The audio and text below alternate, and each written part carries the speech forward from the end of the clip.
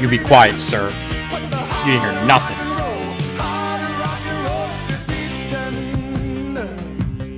That was my pet snake. Hollywood and the Sunset Strip is something everyone should see. Neon lights and the pretty, pretty girls all dress so scantily. When they play their music, that hard rock music, they like it with a lot of flash, but it's still that same old backbeat rhythm that really, really kicks them in the. They say the hard rock and roll is still beating, and from what I've seen, I believe them. Now the old one may be dead and bleeding, but the hard rock and roll is still beating. Johnny! Ow!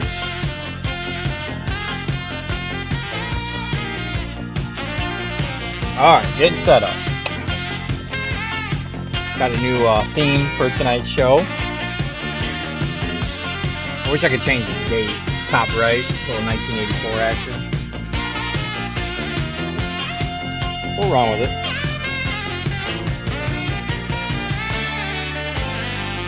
DC, San Antonio, and the Liberty Town, Boston and a Baton Rouge, Tulsa, Austin, Oklahoma City, Seattle, San Francisco too. Everywhere there's music, real live music, bands with a million styles, but it's still that same old rock and roll music that really, really drives them wild. They say the hard rock and roll is still beating, and from what I've seen, I believe them. Now the old one may be dead and breathing, but the hard rock and roll is still beating, yeah. In Cleveland, Fuck Cleveland. Detroit, Fuck Detroit. hard rock and roll.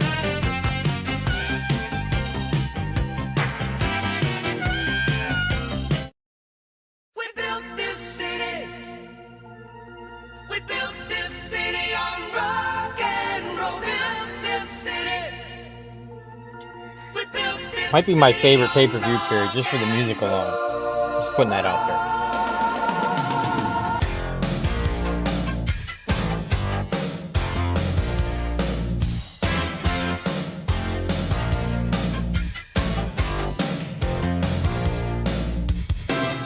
Say you don't know me, I recognize my face. Say you don't care who goes to that kind of place. Knee deep in the hoopla, What's great about this, singing in your Rolling, fight. aka Counterfuse, would never Too many live on the show, right? runaways, eating up He would the love night. to sing right now. Marconi plays the mambo. Listen to the radio. Don't you remember? We built this city. We built this city on rock and roll. We built this city. We built this city on rock and roll. Built this city. We built this city on rock and roll.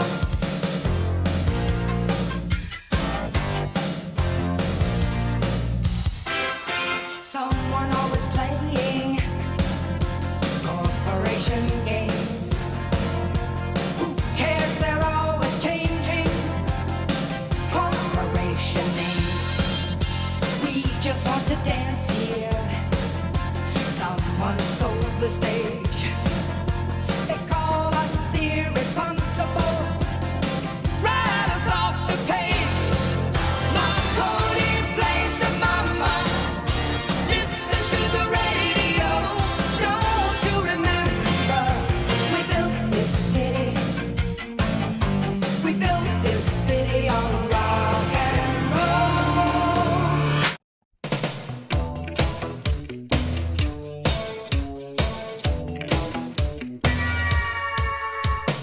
Take us into the live part of the show.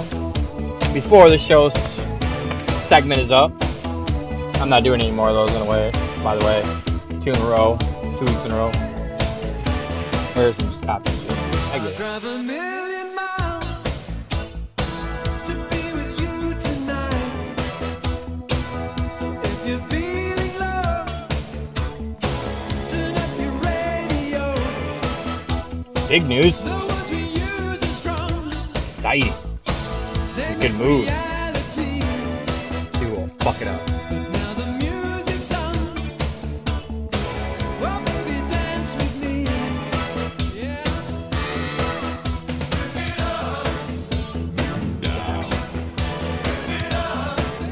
Move it down to the ground. Don't hang me on a party line. Everybody have fun tonight. Everybody have fun tonight. Everybody wake young tonight. Everybody have fun tonight. Everybody wake young tonight. Everybody have fun. Deep in the world tonight. I hope it's safe and sound. I'll hold you so close. Just let yourself go down.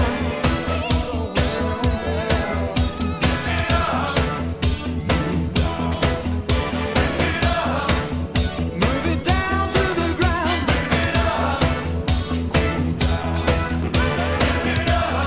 Get out what's inside of you. Everybody have fun tonight. Everybody have fun tonight. Everybody wake young tonight. Everybody have fun tonight. All right. Let's get going. Everybody wake young tonight. I'm ready. Everybody have fun tonight. Yeah. We'll let the Refuel theme song hit the chorus and we'll be live. Jumping in the Horde channel on the Discord, everybody. Those are good. Coffee grinder running down the wall. Thought you could go and make me bleed. All it did was give me the ammunition I need. Sitting in the back row, waiting my turn. You putting me here, but soon you're gonna burn. One thing that you never seem to learn is that you can't knock me down. I stand firm. I may be on a fire, but not burning up. I come out on top. They could be knocked down. I may be on the ropes, but I'm not going down. Give me one more day, I'll be wanted all over town. My blood runs red, racing through my veins and my heart's still beating. I'ma fight till the end, even if I'm crawling on my hands and knees and bleeding now.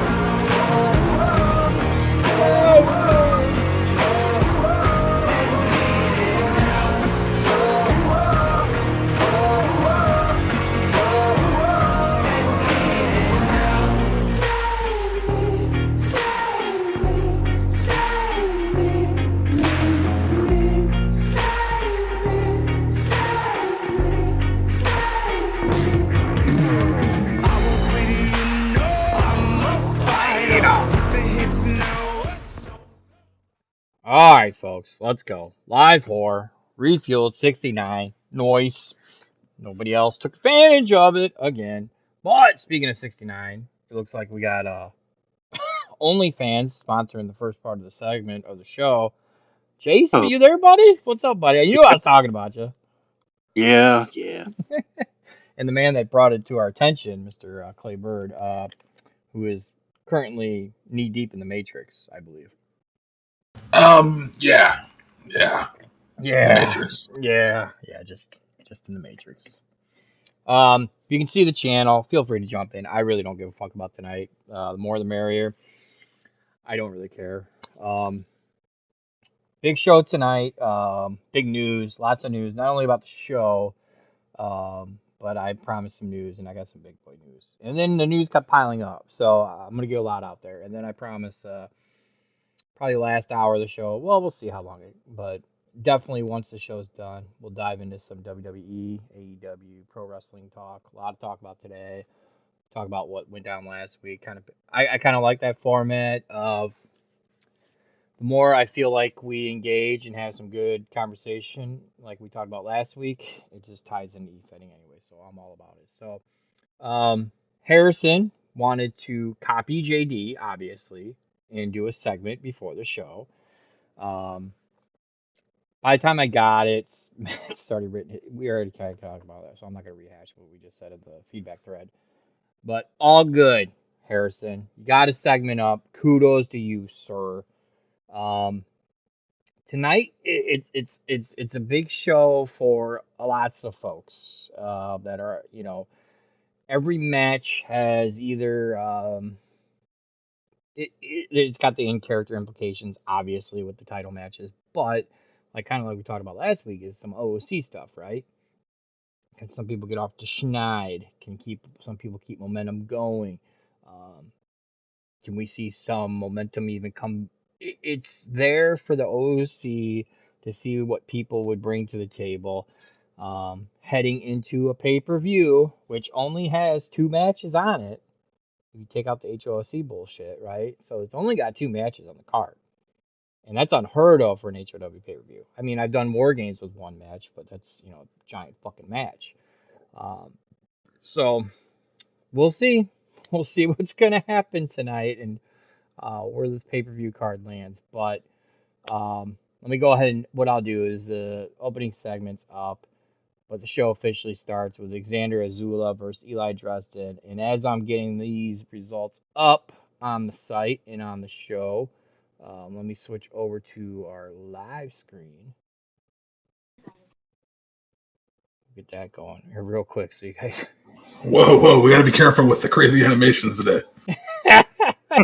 So let me just do this repeatedly for Mr. Oh god.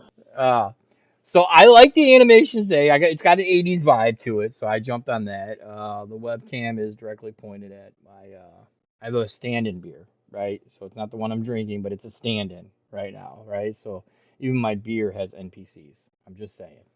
So my my stand-in beer is going to be over by than more people in the feds by tonight. It will be. It'll have more shit. Um, but anyway, let's go back to the live screen with the results. Um, let me air it live. So, all right, while I'm doing that, you guys, who do you got winning this match? Jace, I'll go to you first. Eli? Yeah, pretty much. I mean, I didn't even know why I asked you because you're finger banging her. Brock, Hmm. who you got? I like what Alex did. I just felt like he didn't do enough. Eli was really strong this week. So Eli with the consensus. So let's pop that in there. We're gonna go live. Hit my Brock Lesnar button. Booyah. Here we go. So yeah, I would agree with you guys on that. I think spoiler, no spoiler, right? Alex, I felt like it was the start of something, not necessarily a full fleshed out role play or just hustle to get something up. Not sure, but it definitely wasn't one of his better efforts. Um, Eli, decent role play.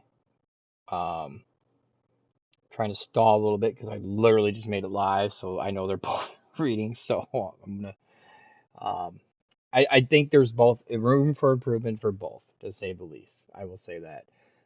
After that match, we got a really good segment with Jat. Um, his NPC is growing. I think JD brought it up last week in the feedback that he's up there with no one's gonna top JD in terms of NPCs and universe, but Chat's got his stable of guys for sure. And then what I liked is Kevin Capone followed up last week's good vignette with a strong promo.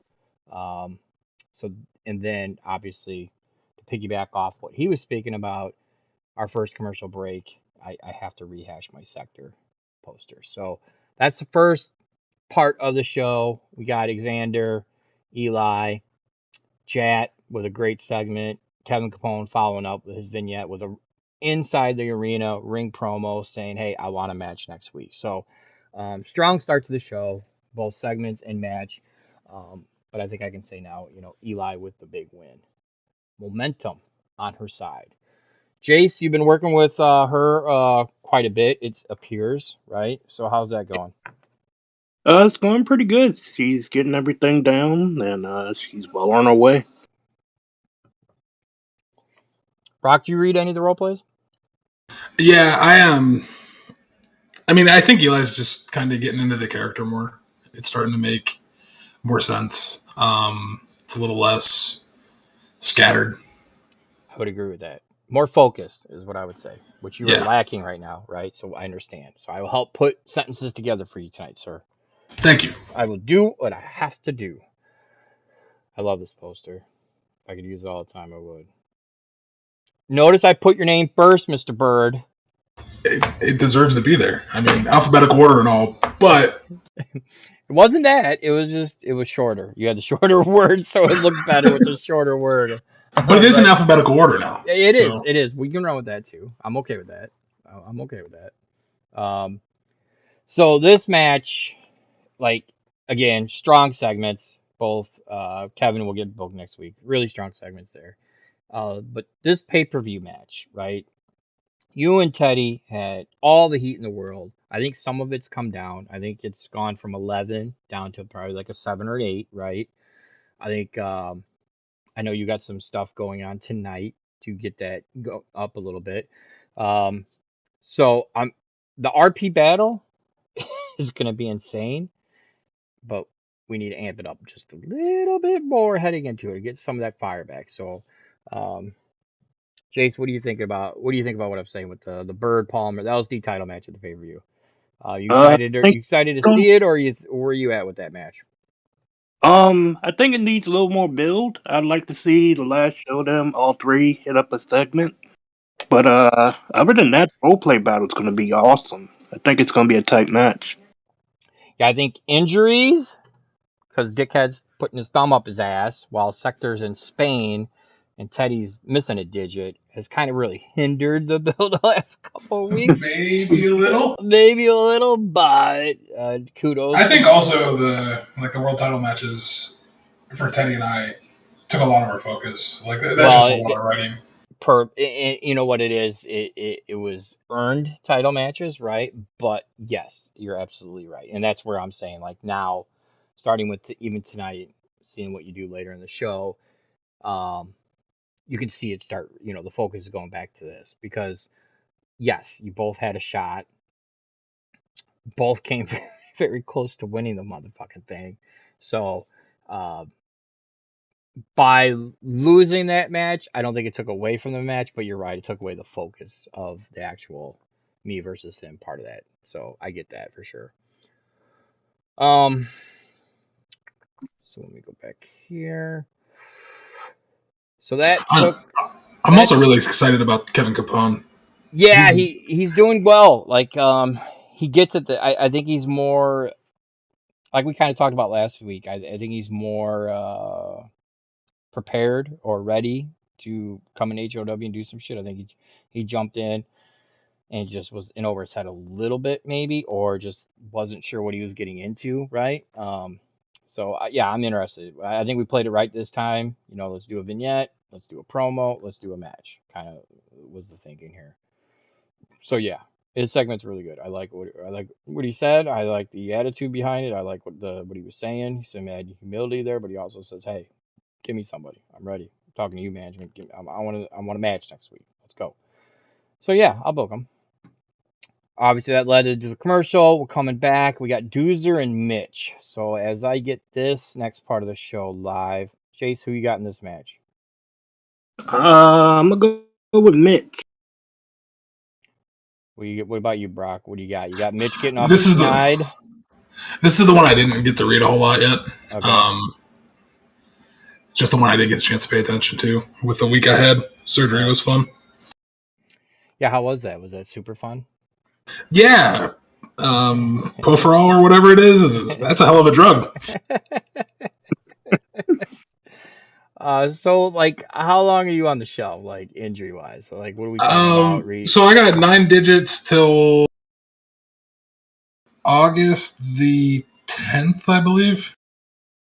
Okay. The 10th or the 11th. So That's why I don't really want to role play with 9. It's hard to write segments of matches as is. Like I can do it, but Right. to write hard, it'd just be a lot. I got you.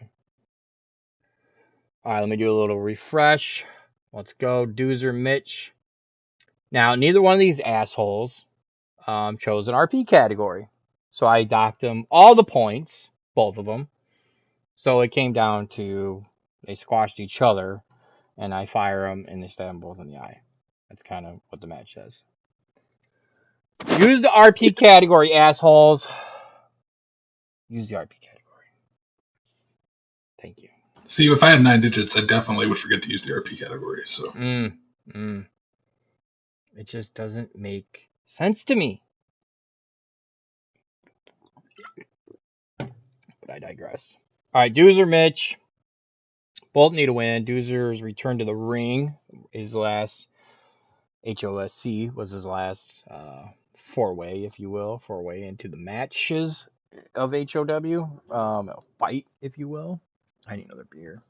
This is going to go quick, guys. This is going to escalate quickly. Jay's going to be running shit by the time we're done. All right. just putting it out there. I might not even get to the big boy news. That would be a travesty. Did you guys get my hint earlier? Or no? Yeah. Yeah, okay. I know Jay there was did. there was a hint. Yeah, I know, Jay. You were fucked up. Don't worry about it, man. You're good. You're okay, sir. Yeah, I hinted there was gonna be a Hall of Fame announcement tonight. Yeah, I did get it. I think Alex messaged me and was like, "I see what Lee did there," and I'm like, "You have to explain it to me right now. I'm not." Oh, that's funny. All right, so dudes are back. Mitch needs a win desperately, and Mitch gets it. Spoiler, not spoiler. Big win by Mitch here. Let's see. Now, what's the follow up, right? You got the win. Now what?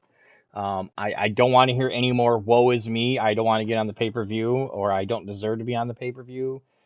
Fuck off with that noise because, again, Chris Kostoff and many other people have gone into pay per views with no wins and continue to put their character out there, get over, and have matches. Build a story, find somebody to have a dance as a dance partner, and get on the pay per view. If you can't get on a pay per view card when there's only 2 fucking matches on said card as of July 31st, I can't help you. I will help you. I want to help you. But if you guys have it in the mindset like, it's too late to get on there, like, fuck off. I will do a 2-match pay per view. I don't care. That's fine. That's easy. Done. I can do that. No problem. We did it at War Games, but it was 20 fucking people in one match. I mean, I had no problem. If I can write a 20-person War Games match, I can write a singles match at a pay-per-view. Trust me. I've done it before. I'm decent at it. I can get it done. So, just word of advice to anybody not on the pay-per-view. Get going. Like, as of last week, get going. It's still not too fucking late, though. I'm just putting it out there, but just to assume that you can't get on there because you don't have a win. And real quick, too, to piggyback on something I read in the Discord earlier. Getting your character over does not get you like XP with match winning, right? You're winning or losing based on that week's role plays, and that's it. It had nothing to do with your fucking segments or how you're doing with your character at all. I'm just putting it out there. Yes, you need to get your character over and build a storyline. It'll be more fun, more engaging, all that. But on the week to week, you're only winning or losing based on those role plays. And Jace, I blame you for this because Why me? Because while you're finger banging her, you could explain some shit to her of how HOW works. I'm just saying. It's not my job. Well, I mean, if you're going to be sharing crib notes, you can at least help out a little bit. I'm just saying. Yeah. Do you use her credit card for the OnlyFans or? I try. Jesus. Brock, you're an asshole for that, by the way. You're an asshole. It's Why am I an asshole? It's a thing now. I don't want that to be a thing, but it's a thing. You made it a thing. So yes, you're an asshole. I did make it a thing. Yes. So speaking of said asshole, the monster from Plainview has a nice little segment after said match that we were just talking about, with Mr. Jonathan Sector, the All-State champion. Um, and then that triggers, or not, I shouldn't say trigger. It should transitions, because I was going to say it triggered Jace. It goes into a replacement pussy is the name of the segment I called this. And that's not something I pulled out of the air. It was those two words were placed back to back. They were typed out back to back in this segment. I just copied and pasted it from the segment as the title said segment. So don't come at me with your equal rights, bitch. Shit. Okay. Um, Short, sweet, to the point. I liked it. Both segments. They're not 3,000 words. They're getting the point across. I know what Clay's thinking. He's setting stuff up with Sector. I like it. It's a tease. And then Eli and, of course, Jace continue their threesome with Madison. Right? How far Yeah, off? Pretty much, right? Yeah, that's basically the nail on the head, right? I think I'm close, right? I'm close on that one. And then anytime I can show off the Best Alliance banners, I'm going to continue to do it, because it's my pay-per-view period and it's my Best Alliance, and I continue to hoard them out. And I like Jace's poser and I like his banner image. So Banner's awesome. I was a little upset Jace was in that segment because I totally thought I was getting that commercial. Fucking Jace. Yeah, if he wasn't there, you would totally get in the commercial. There's no doubt about it. Because I like your banner too, no doubt. All right, let me check on the chat. How we doing? I didn't even ask. Can people hear us okay? I don't even know if they can hear us. Fuck it. We'll roll it. Be a good chat. Let me know we're good. Can you hear everybody? Can you hear Clay? Can you hear Jace? Can you hear the God of LE? That didn't make sense. I can't make Where's anything Max big. at? He's my go-to guy, right? So like he jumps on when no one else will. He comes in, he swoops and saves the day. Jace, So get the fuck out of here. God damn it. so he will jump on as needed. But if you say his name 3 times, I'm sure he will show up. I'm just saying. All right. So anyway, back to the show. So again, like we talked about to kick it off, right? 2 big wins here. Eli keeps momentum going. Mitch gets the W, gets off the schneid. Now what next, right? And now we got some good segments. And again, none of them are monsters, right? They're all leading to something. They're trying to focus on something. There's a point to them, and they don't need to be 3,000 fucking words, which I like. All right, so up next we got Connor versus Bobby Dean. I'll start with you this time, Brock. Who you got in this match? Connor. No hesitation. What about you, Jace? Nah. Oh, I'm Connor. sorry. Go ahead. What were you gonna say, Brock? What were you I gonna say? think Bobby did the same thing that happened to Alex. Like it just comes up short. Like it's really good. It's just Yeah, I think more of. You know what? Now that I know you bring up that comparison, it was almost like Alex is still trying to figure it out, but didn't spend enough time on it this week, right? Where Bobby just didn't spend any time on it and went into the fucking gaming channel and rolled the fucking dice all fucking time. If you could string along all the words they typed, continue, RP, all that, him and Doozer would have done a segment for tonight. I'm just saying, but they didn't have time. Just disappointing. And what were you gonna say, Jace? Who you got in the match? Connor. Connor, the #1 contender for the world title, going. So let me get that. I really like the way Connor attacked it too. Like Yeah. he wanted to learn something from Bobby. It was. Well, we hyped that up right last week. We talked about it. You know that was Sutler's last. You know that's a guy that beat Sutler, right? So. All right, so let's go here. Now, there isn't a commercial between the next 2 matches, purposely. So I will air Bobby Connor, and then go a couple segments, and then we'll talk about the next match. But all right, that one's up. So for me, this one was definitely kind of what Clay was just talking about. The RP was focused. It was all about. It was. He did it in a way where he wasn't looking past Bobby or a trap game, we would say, right? It wasn't like a trap game. He didn't treat it like that.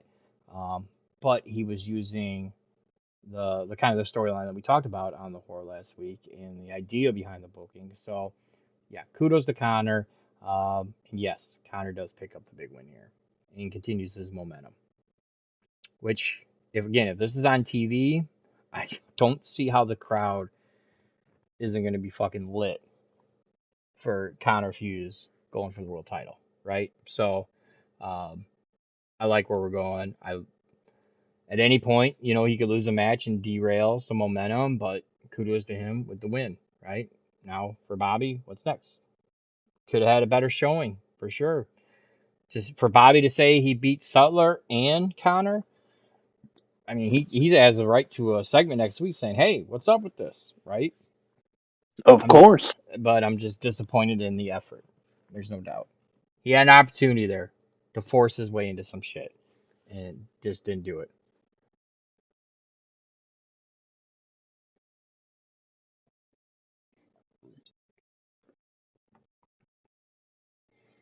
All right, let me see. Good chat. All right, so by the way, in the horror channel on the Discord, I have it jacked all the way up, which means if you have shitty connection, it will be. So don't even jump in because you'll stand out bad. I mean, it will be rough. I have the highest quality going right now. All right, so let's get through that. Let me gear the. So the next segment.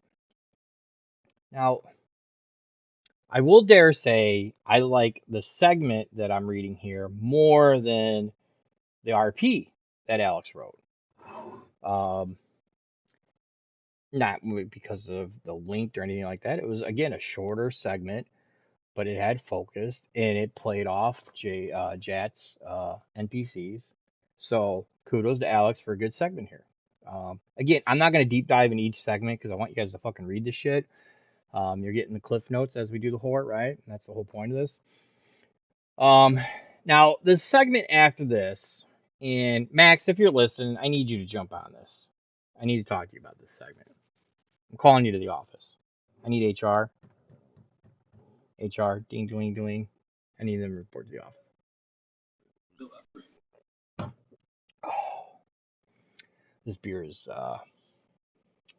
good, useful, useful. I don't know. I don't know if Max is gonna join, so I won't deep dive into it. But it was clearly he was up to something. He was totally doing something. I'm gonna call him out on it later. But it's a good segment. It's not a bad thing, by the way. He's just being a little smarty little shit, a little smart ass. I'm picking up what you're putting down, sir. But again, Sutler in the ring, cutting a promo, can't even finish, saying high octane world champion. Good play, good interaction with the fans. Good shit there. What am I getting called out on? Okay, Mr. Can I call you out? You know what you did. Okay. Well, let me find the line. So I obviously called Apex Predator, right? Yeah. That's your Randy Orton reference, right? So where's the other one at? Appreciate me. That's your Roman Reigns call out. Mr. Acknowledge Me, asshole. This whole segment was an AEW fuck you WWE segment. In a very subtler way that I got right away. Am I reading too much into that? Or no, I don't think No, you got it. You got it. Yeah, okay. I thought so. Fucking prick. Okay. It was good though. I'm not gonna lie. The interaction between Sutler and the fans was there, but I'm like, okay, asshole. Okay, I get it. I got you. I even named it for you. It's all good. But so full steam ahead with Sutler and Connor. So yeah, so Connor with the big win, Sutler with the segment. Now can he retain later in the show? So that's where we're at. We're building. So Max, what do you think about my comment about Bobby Dean though? He gets a win over Connor. Does he not have a right to come at you guys? I was saying. I think I was talking to Clay about it. Like, absolutely. Like, it would be crazy if Bobby Dean had a win over the challenger, the number one contender, and a champion, he'd have a real excuse or a real reason to get a world title shot, right? It's almost like New Japan rules. Yeah, absolutely. And I'm I I don't know if he was thinking that, right? I don't know if Mr. Robert T was thinking about that or just is just having too much fun in the gaming channel. I don't know. I don't know. I was disappointed though. I was rooting for him. I really was. Because I wanted chaos. I wanted a little bit of carnage. That would have been fun. Bobby, the dark horse. Because no one wants to face him like when he, because you don't know. He's creative enough. Um, when he does go at it, I mean, he's tough. Well, he's tough to beat when he's that. When It's he a wants coin to, yeah. flip. It's a coin flip at best when he's really in it. So, but he wasn't, and he didn't. So we move on. All right, so we don't cut the commercial. The next part of this was I purposely honestly, just trying to change the show format here and there a little bit. So I didn't want to go to commercial before the next match, and I wanted to end going into, and I'm glad you joined, Max, because Max wrote this match. So we got Harrison versus Jace Parker Davidson. And this match is for the High Octane Television Championship. And per not necessarily booking on the fly, because I had it in my head the whole week and then aligned with Max later. This is now a lumberjack match for the High Octane Television Championship. I think the only other person that knew was Brock because he had a segment right after this, and I'm like, you might want to hit me up, buddy. you might want to hit me up. So this match was the second closest match on the card, and it's right before the main event. So there you go, just a little something for you. So, Max, without giving away spoilers, how'd you approach the match? Was it a fun writing match? I mean, give us a little something. What was your motive here in terms of the match writing itself? I had once you told me it was a lumberjack match, I had to like kind of redesign the match a little bit in my head because obviously there's a bunch of people in it now. So Right. had to I was trying to get everyone who was in the best alliance a little interaction during the course of the match, while also trying to keep it at a decent at a safe length and factor in the strategies that had been sent to me. How were those strats, by the way? I mean, they were simple. Like Okay. Some it people wasn't. go overblown with those. You know what I mean? It's like, hey, why don't you just write the fucking match yourself then? If you're gonna give me a No, fucking it wasn't. okay. It wasn't like that. Right, It was right, like, hey, here's how my wrestler is gonna want to react act in the match. right. Not necessarily how they're gonna go on the attack, but mostly like both these guys had things they need to protect. Uh, Harrison had his knee, and Jace had his neck, so that was a lot to work off of. And then with Sutler as the referee, I just tried to like just sprinkle him in there now and again. The fact that you're a referee when you're in the main event wrestling is just so good, man. I mean, it's just such a so I want to speak on this. So people are doing a better job with Benny, but they have no idea what they're doing with Benny when it comes to the BA and Sutler. Like I had the editing I did about an hour worth of editing, which is not bad right, at all. It's one of the faster shows I've edited recently. But a lot of the editing I did was with Benny or adding lines of Benny or the typical intro into a segment, out of a segment. I did some of that stuff. There was one segment I edited because I just didn't tell the guy what was going on, so I had to edit that, but it wasn't long. But anyway, a lot of it was Benny. Like Benny should be super conflicted about how he reacts to Sutler KO. Reason being is Lee Best is not a fan of Mr. SRK right now, right? Lee does not like that he's choosing to not be with Lee in the best alliance. And Benny, rule number one with Benny is he's best alliance, he's Lee Best, 100%, right? And then whoever's associated with Lee gets the ricochet or the collateral applause and all that good stuff from Benny, right? So Benny should be a little bit conflicted about how he reacts to the Sutler, right? If it's a person that's totally going against the BA, absolutely, he's probably going to cheer for Sutler. When Sutler's in the ring and refereeing for 2B, there's just a lot of things you can do with, but just to have him just be white or black or left or right or whatever with Sutler, you shouldn't be doing that if you're writing with Benny and you're talking or referencing any reaction to Sutler, because a lot of people are writing hyping the main event during their commentary, which is awesome, right? And it makes the show flow better. So just kind of watch that. That was that. How do you view Sutler or Benny viewing Sutler right now, Max? That's why I had something to come out and immediately bribe Benny. Mm-hmm. No, that's your get out of jail, right? That's your crutch right there. That's putting the kickstand down, putting the training wheels on. I got an easy match the rest of the time to write, and it's easier to play off.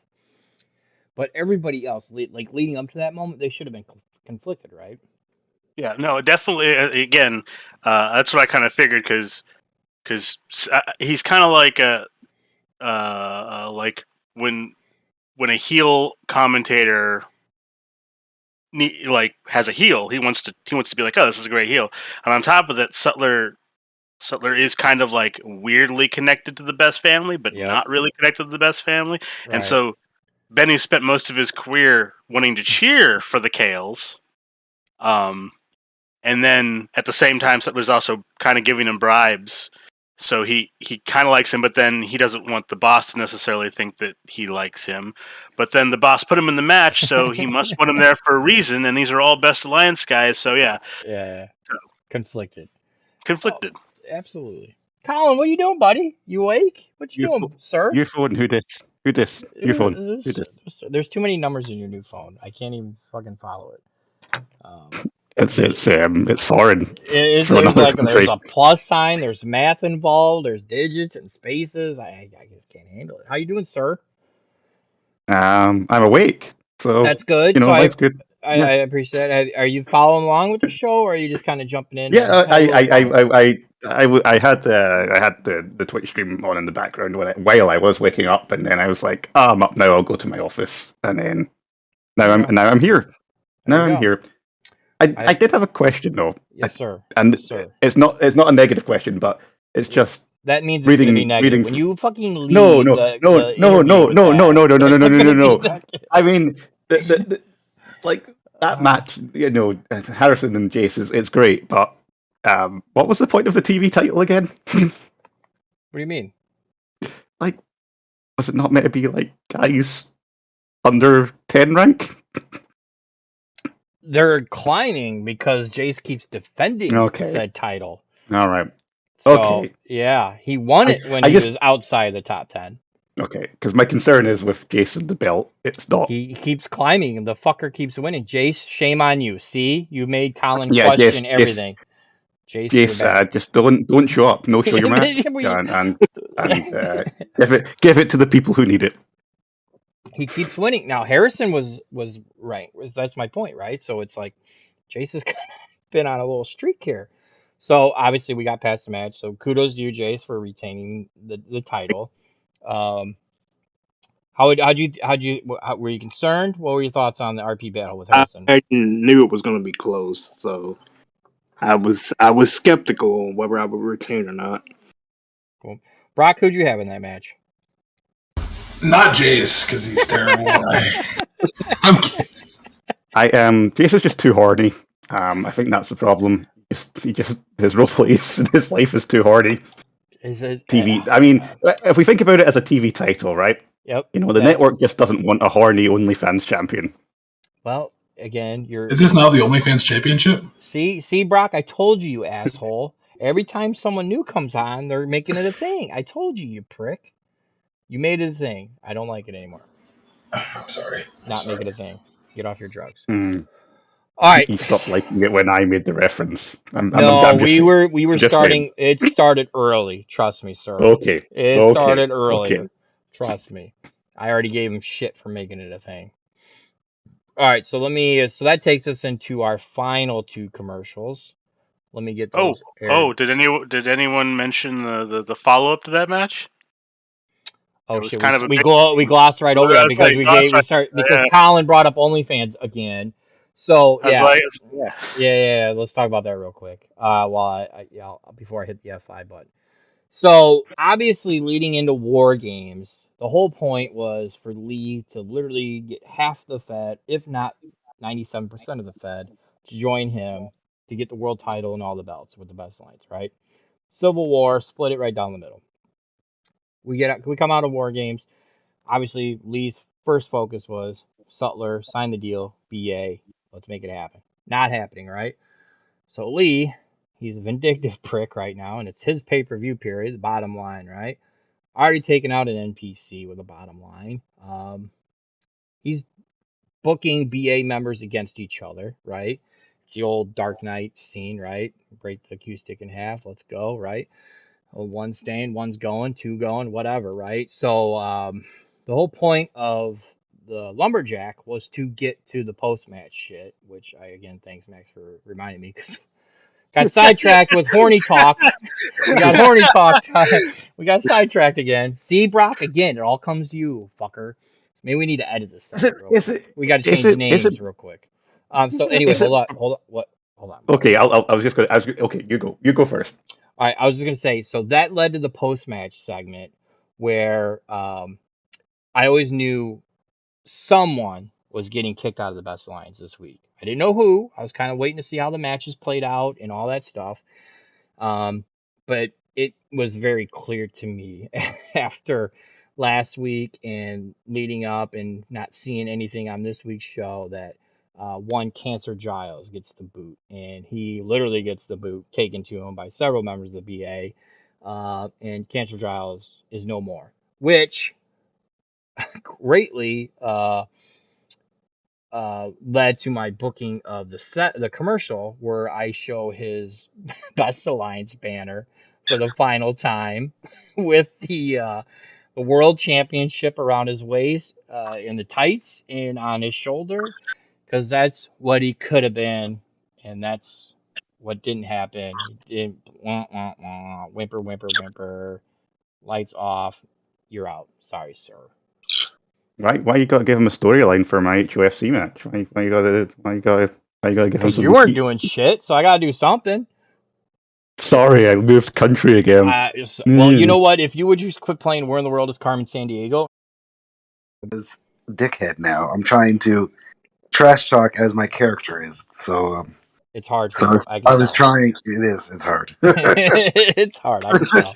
It's hard for you. Oh, it's Sir. it's difficult. I get that. When it's difficult not to be a dickhead, it's a challenge. It's a challenge in life. Yeah, That's why I don't make those characters.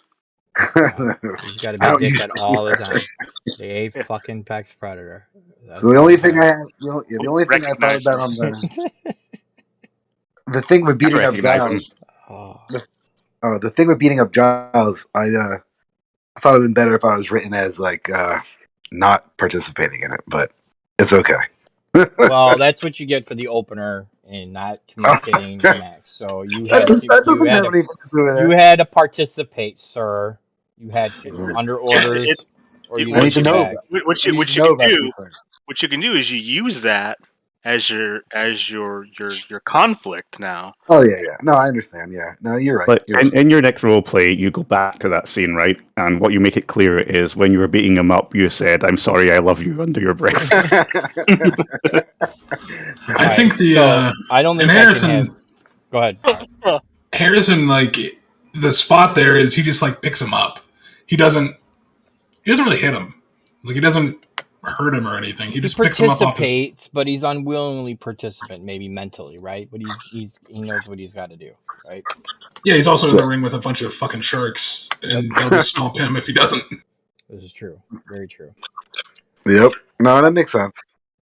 All right, so back from commercial, we get segment 7 that had to get. This is where Brock had to get all his spoilers while he was fucking knee deep in the Matrix. So kudos to you, sir, because I couldn't even tell that you edited it. I mean, this read like you had it done without having to edit. So good job with your 9 digits getting shit done. And then the final segment leading into the final commercial of the evening what is our Steve Solex segment, which I liked, which I did had to edit because I forgot to tell him that he's in the lumberjack match, and we brought him out, and I wanted to play off that, so I just edited the setting to where he's in the arena, he's back, he's in the parking garage, getting loaded up into the armored car to head back to the plane to take him back to the prison, but really good, and it's basically, again, all the segments tonight were really good in terms of length, in terms of getting their point across without a lot of fat, a lot of extra bloatedness. I don't know, pick a word, but it was good. Tonight was good in terms of segment length, getting your point across, selling, not selling, whatever. It was all there. It was good, concise. It was easy to read. So as people read this show, hopefully we'll get a little more feedback this week for you guys in terms of like even on the side. I don't care where it happens, but because everybody should have an easier time reading this week's show versus last week, where there's the same amount of parts, but the length of the show is quite different. And I'm not saying it was the segments last week were too long by any means, but you could tell they were very, we're talking 3 to 7, maybe 1,000 words tops, maybe. I don't even think we got a segment go that long, but the show read really well and it helped editing. And it was a good. Well, I was going to say, like, it feels like the show, all the pieces flow together really quickly, and it's very fast paced. Like the show feels very fast, Right. in a good way. In a good way. Yeah, absolutely. Yep. So again, Solex continues his storyline, which I love. Titled that "Us versus You," which now he starts to put a number on it, right? Now he's saying it'll be 4 of us against 1. So it's playing up to something like we talked about last week, where we said, hey, we want this to happen at Rumble with the Rock, and we're gonna work our way backwards, and that's what he's kind of doing. All right, so which leads us to the main event, the closest match of the evening. Well, that's what you want. That's what you want from a main event. You want the main You event to be do. You the do. hardest call. And Yeah. And if you would have been available, Colin, you would have scored this for me. It was within that range. Yeah, right? it was in one of the. Okay, yeah. Yep. I'm with you. So the booking on this, I'm gonna go ahead and make it live. Max, why don't you just jump off the call for a minute, buddy? Just go away for a minute. Just go in the corner, go read, because he hates getting spoiled. And last week I got spoiled because he looked in the chat, so I don't even want him to listen. He shouldn't even be listening. Wait, hold on. Let me go look at the chat. Who just called me a fucking chipmunk? Who the fuck is that? Harrison was echoing. Oh, and Darren called me. It also was it was Zion. So I think this match wasn't close at all. It was very one-sided. No, I'm about to edit. I'm about to. That motherfucker just lost the. I'm just about to edit this shit. 5 second squash. Oh my! That's my call. That's my call. Speaking about 5 seconds. So here, let me throw this idea at you because no one's listening, right, Colin? Let me throw this idea. Yeah, no one's listening. No one's listening. So I want to bring back the 5 count King Kong Bundy shit. Oh yeah. But I don't know if I should tie it to a character or like a specific match. Like if you're in this match, you got to pin him with a 5 count. What do you think? So I'd love to give that gimmick to somebody without being a like King Kong like. It would be a good gimmick for a big brawler type. I think like a mauler. Like I mean, Clay Bird if he would win more. He's on a winning streak. He's on a winning streak. And he does. He's missing a thumb though. He's missing a thumb. So yeah, I think it's a really good gimmick, and I think it's a good gimmick to get like a big monster character over, or just a big dude who'll fuck you around. I love that you just said that because I have a job for you, a job. Okay, sir. Okay, and we're gonna have to talk offline about it. Okay, because it's right up your alley, and I want you to kind of oversee this one. Okay. I will. You will like it. I promise. I'm excited. I'm already excited. I have no idea what's going on, and I'm excited. Yeah. I've been waiting for you to get back, and I even told a person like, "Hey, just wait. I've got the perfect guy to work with you." And I'm not talking a feud. I'm talking just straight up, like you're a producer in the backstage. You're going to help on this one. I think you're the perfect guy for this one. Yeah, I mean, these can't days wait. I just show up to do 750 role plays and then disappear again for a month. So I'm more of a producer than an RPer. This is true. This is true. So. But I like it. All right, so main event's up. Let me talk. So the booking on this, and I pray that Max is not listening. I really hope. So the idea on this one, because it was so close, I wanted a very specific feel to it, but then I added a couple lines at the end. So if there's anything I miss, because I jumped right to the finish, the intro and the finish to make sure it was legit, I apologize in advance. But kudos to Colin. I'm gonna need you to check this match out for me. I need you to go through it. I need you to be HR right now, if you can. Okay, I'm muting myself up. I'm Yep, going to yep, go yep. into read zone. Because I'm going to read time, baby. Stevens wrote this, so I need you to go into. Oh yeah, I better just check. I need you to hop off and go in HR mode my for me, okay. sir. Yeah. Double I'll be check back in it. 5 minutes. I just sir. want to check for any incidents. Okay. Thank you. So, action wise, it was good. Finish was good. I just added to it. I wanted to end on a certain note for the end of the show. But the trick here is you want to put over how close it was. You want to put over the chaos, the carnage of what the finish potentially means, right? Et cetera, et cetera. So people read that. And the match was so good in terms of a good RP battle that I even took away my bonus segment I was going to do tonight. I just wanted to end the show like how it ends because I felt like it was the perfect way to end the show. Cut off the lights, cut the feed, move on to next week. That's kind of where I wanted to go with it.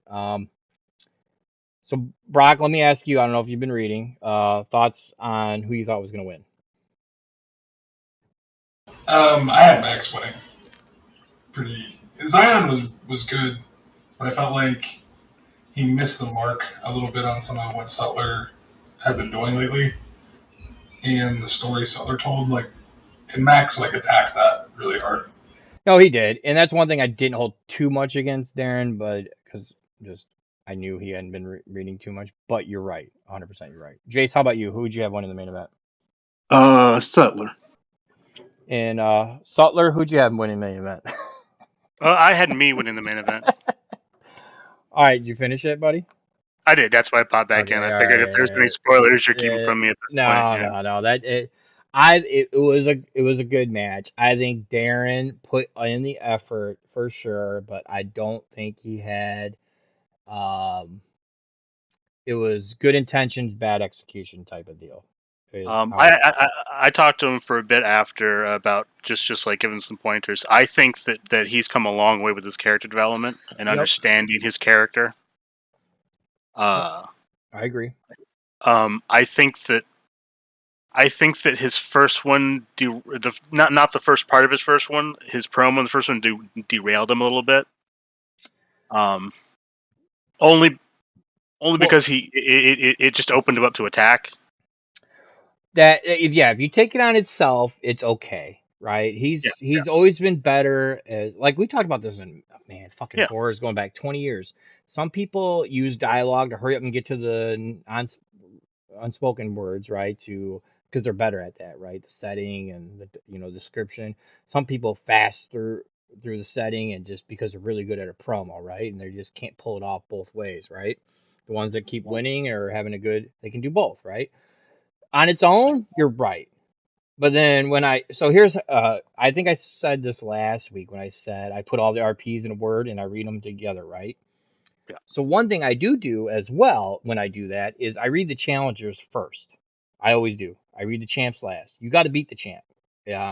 We've had plenty of ties. I've gone to backup scoring. Sometimes a tie there. You got to win the belt. You got to beat the motherfucker.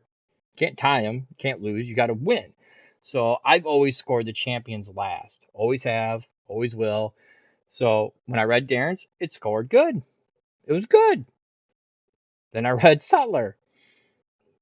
Sutler again. I think you do the word count, wasn't even close to Darren total, but man, you crushed what he did, right? So it was He opened the door. Sutler kicked it down, took advantage of it, had enough character in there. So one thing that when you can get Max, and he's listening, so I can say this out loud, and he knows this, is when he forgets that he's a wrestler sometimes and forgets about the match relevance and punts on it because he's got such a good story, that's when you can get him. That's Yep. when you can get him. Am I wrong? No, that's exactly when you get me. Yeah. So that's when you can get Max, you need to get him. Same thing with anybody that's been on a run, a giant run back in the day. We can go from Jad, Greystone used to do that shit. Fucking Alsadama, Mike, you, Colin, anybody. It's usually one category that they'll punt on because they're so invested. They're having so much fun with the story. Or they're having so much fun with this. Right? That's when you can get them. And we're getting them this time. But I also appreciated the effort Darren put in, knowing some OC stuff going on as well. He did a great job. Yeah, he did a great job, and I felt it was the right thing to have the end of the show end the way it did. I took away a bonus segment I was gonna do just because it's just a thumbs up to Darren. You know, Especially official. Sorry, you go, Max, because yours is more important than what I'm about to say. Especially since like no one needs to see Sutler celebrate. He should sulk away. Like he just barely made it out, and he's a coward. Like he shouldn't be celebrating. right? And to the point where like he was already in the ring. They already shit on him in the ring earlier in the night. Why even have him around at the end, right? At this point, he's glad he just got the fucking belt. I'm getting the fuck out of here. Boom. Yeah, next. exactly. And Right. so yeah. What were you gonna say, No, Colin? No, I was just going to say official HR report. We're clear. We're good. That's what I thought. That's what I thought. But Boy did good. Boy did good. It hit me that I forgot who wrote it, so it hit me like Yeah. I read it and it was good, but I'm like, oh fuck, I need HR No, to double check. I need my. We're clear. We're clear. We're clear. We're clear. I need double checks. I need double checks from the HR to the HR and all admins. Double check, please. Make sure. But he's been doing good. Last 2 weeks, I'll give it up to Stevens. He's done really, really well. He's been unblocked from the Discord for a couple of weeks. Hasn't even joined. Saying all the right things, being smart. But again, I tell my kids to clean the room, and after 2 weeks, it's a shit. So I mean, we'll see what happens. We'll see what happens. He's making. He's making it's just strides. one thing. He just has to listen, and he does seem like Yes, he's just listening a fucking bit. listen. You can be stupid. We're all fucking stupid. Just don't be fucking ignorant. Yeah. Don't be ignorant. I'm a fucking moron. Yes, exactly. Just We all listen. are. Fuck. Yeah, the only unless it was intentional, the only thing was that Sutler was representing the best alliance. Yeah, I Well, missed yeah, that. I mean- I saw that after I mean- the fact. I mean, that was I read that in the roleplay as well. No, so I mean, I was wondering, like, I kept rereading it, being like, maybe he slipped it in there for Lee just fucking with him, being like, fuck it, I'll just say he's representing the best alliance. Because I was like, Lee would totally book that. He would just be like, fuck it, just say he is. Yeah. Well, I made sure you didn't get an entrance. That was my thing, right? Yeah, no, I actually told because I knew I was going to do that segment. I was like, and then having to ref the match, I told Stevens like, yeah, don't even have she's just hanging out at the ring. Yeah, that's awesome. Like, no. That's awesome because there's no point, right? In having Yeah, he's not going to go walk back in the front just to have another entrance. Like, but I thought about it, like that would be something he would do, right? It might be like, hey, give me my entrance now. You know what I mean? So I'm like, yeah. That's why I did. That's why I did my entrance for my segment. I was like, fuck it, I'll do it. That's how I'll get away with it. Hey, I'll sneak it in somehow because I'm the apex predator. Fucking cunt. Fucking just cunt. appreciate me. Appreciate me, you cunt. Oh, that's funny. Oh, that's funny. All right, so good show. Match writing on point. We did good. Segment shorter but more focused, concise. But out of the whole show, we furthered, I think, Connor and Sutler, right? We're good there. The triple threat, we saw some Clay and Sector, right? No Teddy on tonight's show, but we're there. Now what? I saw a little Xander and Jat. Something's there. Yeah.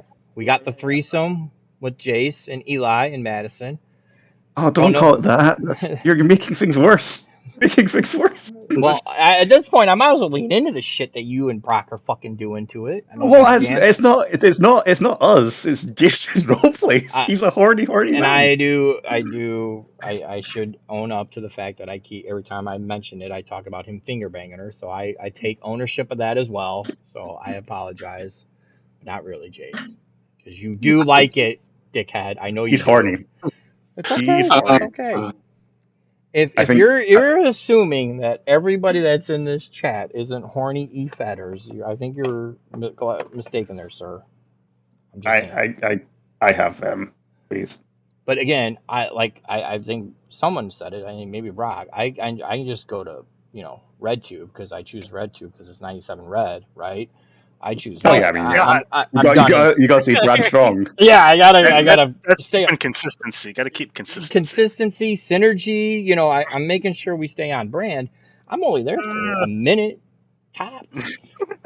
I don't need a subscription. I'm just saying. Yeah, do people actually pay for that? Mm-hmm. Holy God! Now I get it back in the day. When we had there's just so much free material available now. Say like there's literally mean, more porn on the internet than there is actual valuable information. This is true. And it's all for free. It's free. It's free. You can find it somewhere. I promise. If it Jace, just came out, if you need help, we will help you, sir. If you need help, the chat will help you. Chat, be a good chat. Give us all the porn I can't believe sites Jason's going bankrupt because he's too horny. Oh boy. Anywho, I feel like fuck, even back to you could easily get a spooky butter going. That's no one needs a spooky. Thank you. No one needs a spooky. That was free. I'm just saying it's out there. Whatever you want, it's out there and it's for free, sir. But it's like treasure hunting. You just got to put the effort in. Yeah, or literally just Google finger banging. I promise you'll be okay. You will be okay, sir. Just clear your history. It'll be all right.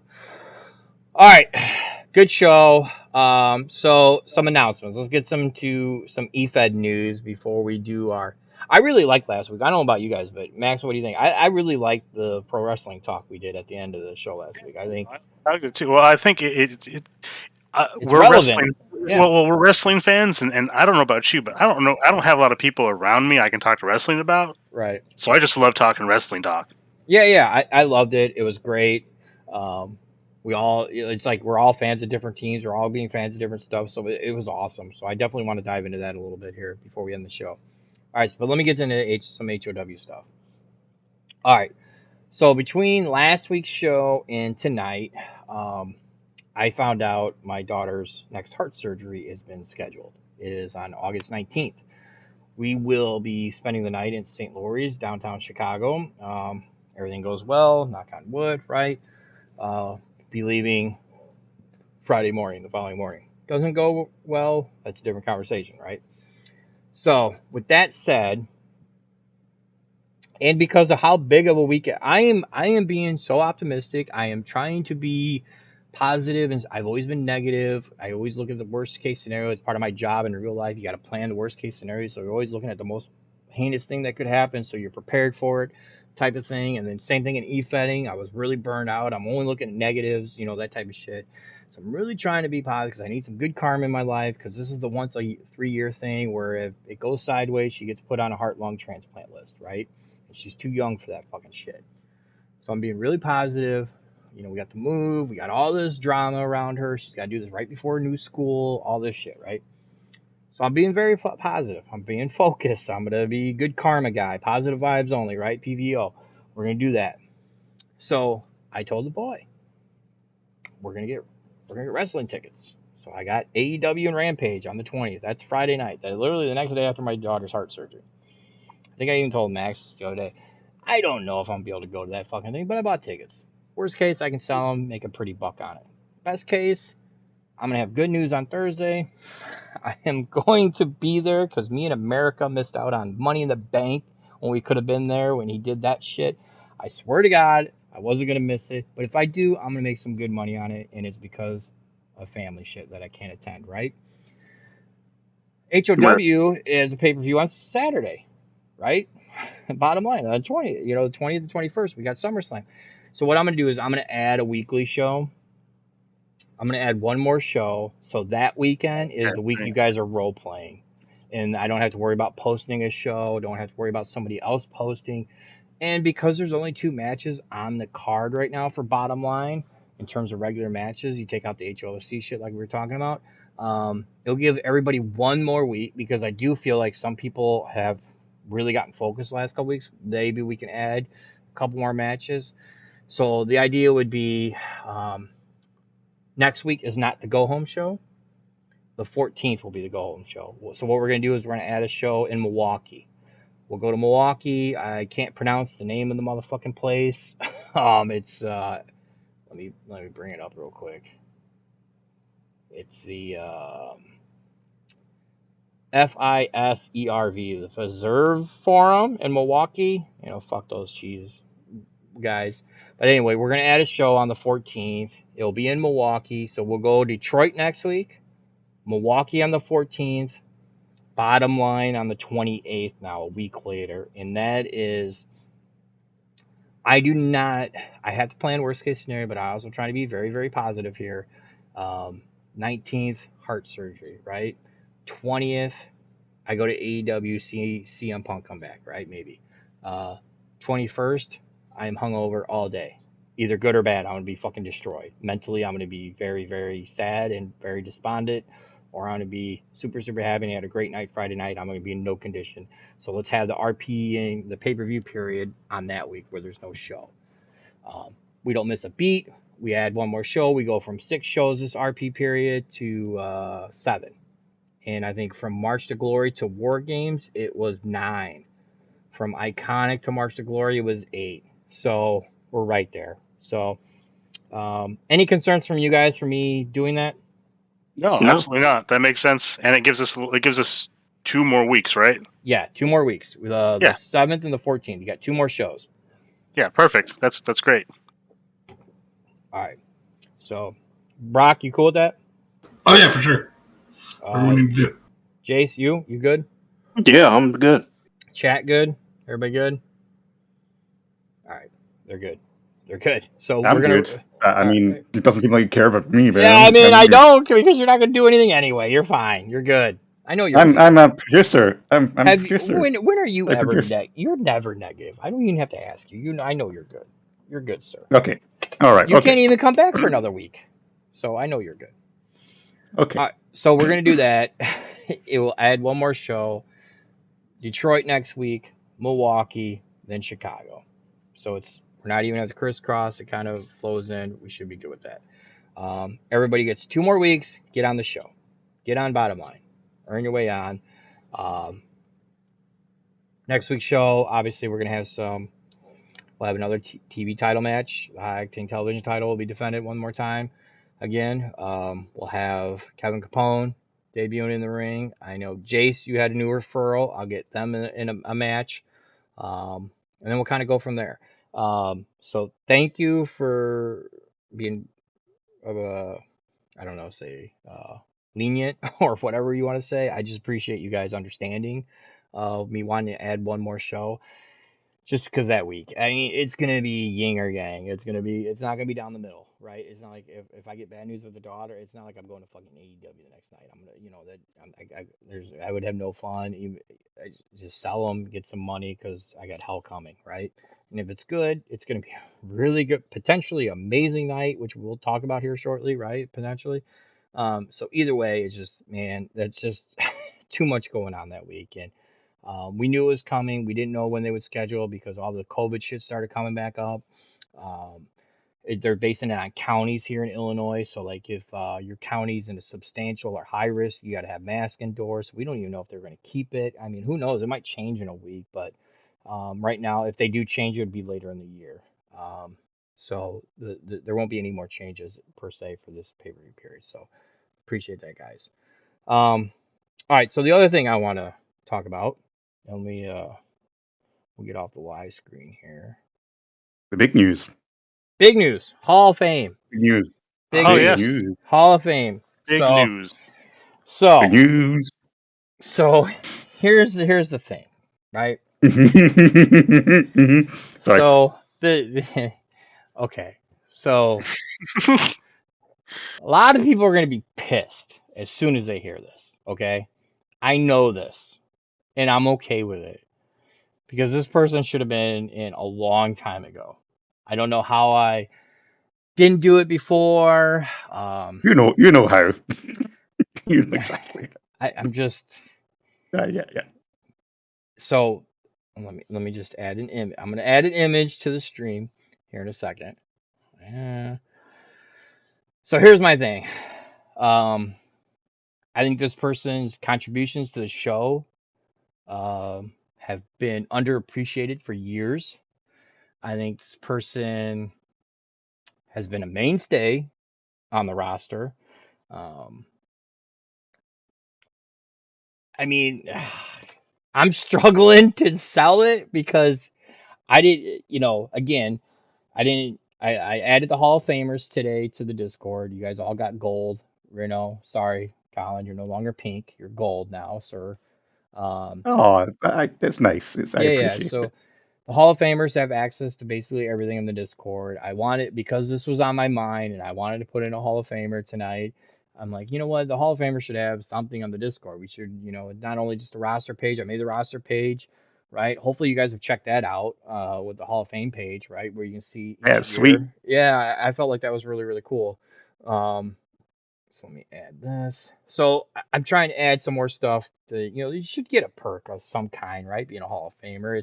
It's awesome just to have it, right, as a thing, but I also know one of the perks of being a Hall of Famer is actually voting for people into the Hall of Fame. This year it was OC for me, right? I wanted JD to go in. I wanted Easy E to go in, Eric, right? Solex. Yep. Those two have done so much for the Fed, either building websites for us in the case of Solex, JD's contributions over the years in terms of hype, the writing, never being an OC problem, his role playing. I mean, just he's like a Ryan Faze back there, right? He did a little bit of everything. Yep. Great contributor. You can't argue with either one of those guys going in, right? Nobody can, right? I mean, it's legit. So No, I mean they've done a ton. They've done an absolute ton. yeah. All right, so let me go here. The submissive agreement. Yeah.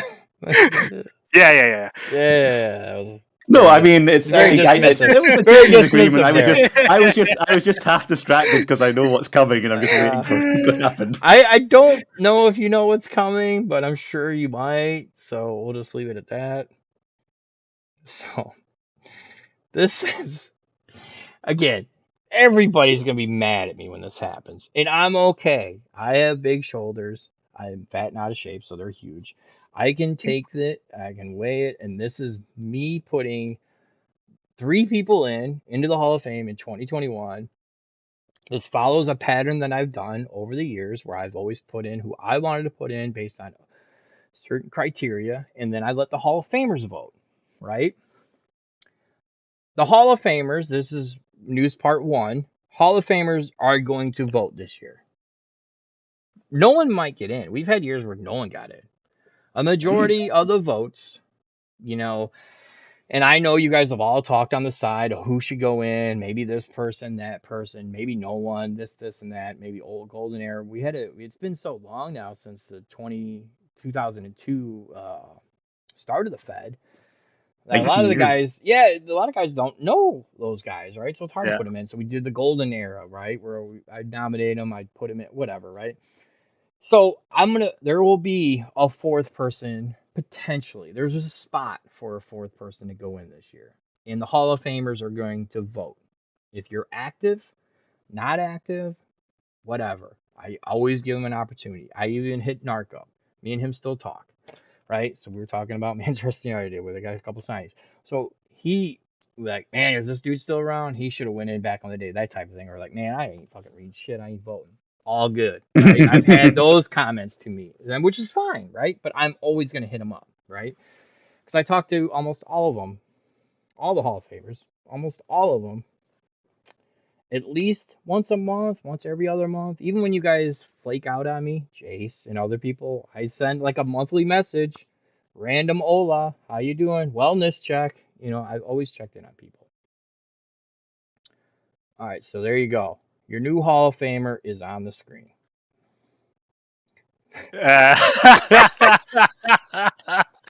He earned it. And that He is earned one Brian McVeigh, the ring announcer, Brian McVeigh, my NPC nomination this year. He deserves it. I mean, he definitely is earned it. It's real good. Yeah, it's real good.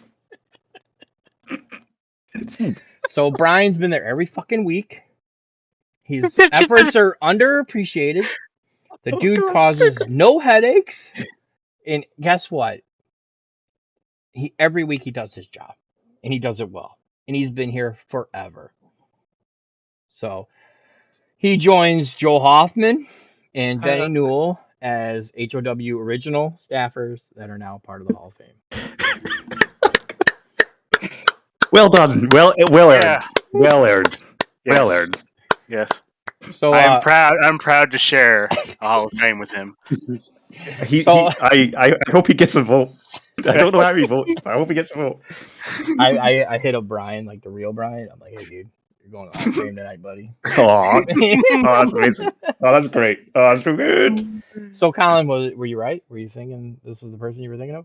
No. Did I sell it good? You know Did I what I sell it was good? thinking. Did I sell it good? Yeah, you did. Because you know what I was thinking. Because you know why you got me to do that figure earlier as well. Yeah. So Yeah. how's the poser though? I think the poser's decent. I like the microphone's my favorite part, but I wanted like a middle-aged. He doesn't wrestle or he's not active, so he's kind of a bigger guy, right? He just gets in the ring. I was thinking like Joel Gertner, but a little more professional. Is kind of where I was going. He's got a nice 3-piece on, you know? Mm-hmm. Classy kid. 3-piece. You know what? He is a great announcer. He's a great ring announcer, and every great company has a great ring announcer. This is true. And So Jace, thoughts on the new Hall of Famer, sir? Oh, I hate you. Oh, Jace, this guy. But again, it follows the criteria that I've been doing since the beginning of the Hall of Fame. I've put in NPCs. You know, we've done that. I mean, fuck, we put Bestie in 1 year, right? So it's like I let Scotty put Frankie in, right? We done the NPCs. It's just fun. It's. But yes, I was. If you thought it was anybody else, sorry. I knew people would be upset, maybe, but 100%. Brian McVeigh joins Joel Hoffman, Benny Newell, HOW Hall of Famers, and again at Iconic end of the year, we're going to do end of the year awards. We're obviously going to be building towards a Wrestle of the Year. We're going to have some certain criteria. We'll do a live whore. We'll do announcements, and then at that point, I will try to have as many Hall of Famers on. And if they can't make it on because of time zones or anything else, I'll have them submit a vote, and we'll do that live on the show. If someone goes in, they go in. Excuse me. If no one goes in, we'll at least talk. Like, I'll let the guys speak on it. I voted for this person because of this. I didn't vote for anybody because of this, and we'll put it out there. I'm excited. It'll be my first time voting. This. Well, that's right. It is your first vote. Like last year, like since we came back, it's like I wanted to get a full year, like a really like established. We're good, full year. Let's get it going. And this year, I really wanted. You know, we finished up and like let's kick off the year. Let me put in the people that it doesn't even need to be voted, but let's get them in, right? The ones that are obvious, the ones that I know deserve it 100%, right? And you know, I'm gonna have a little fun because guess what? He's there every week, man.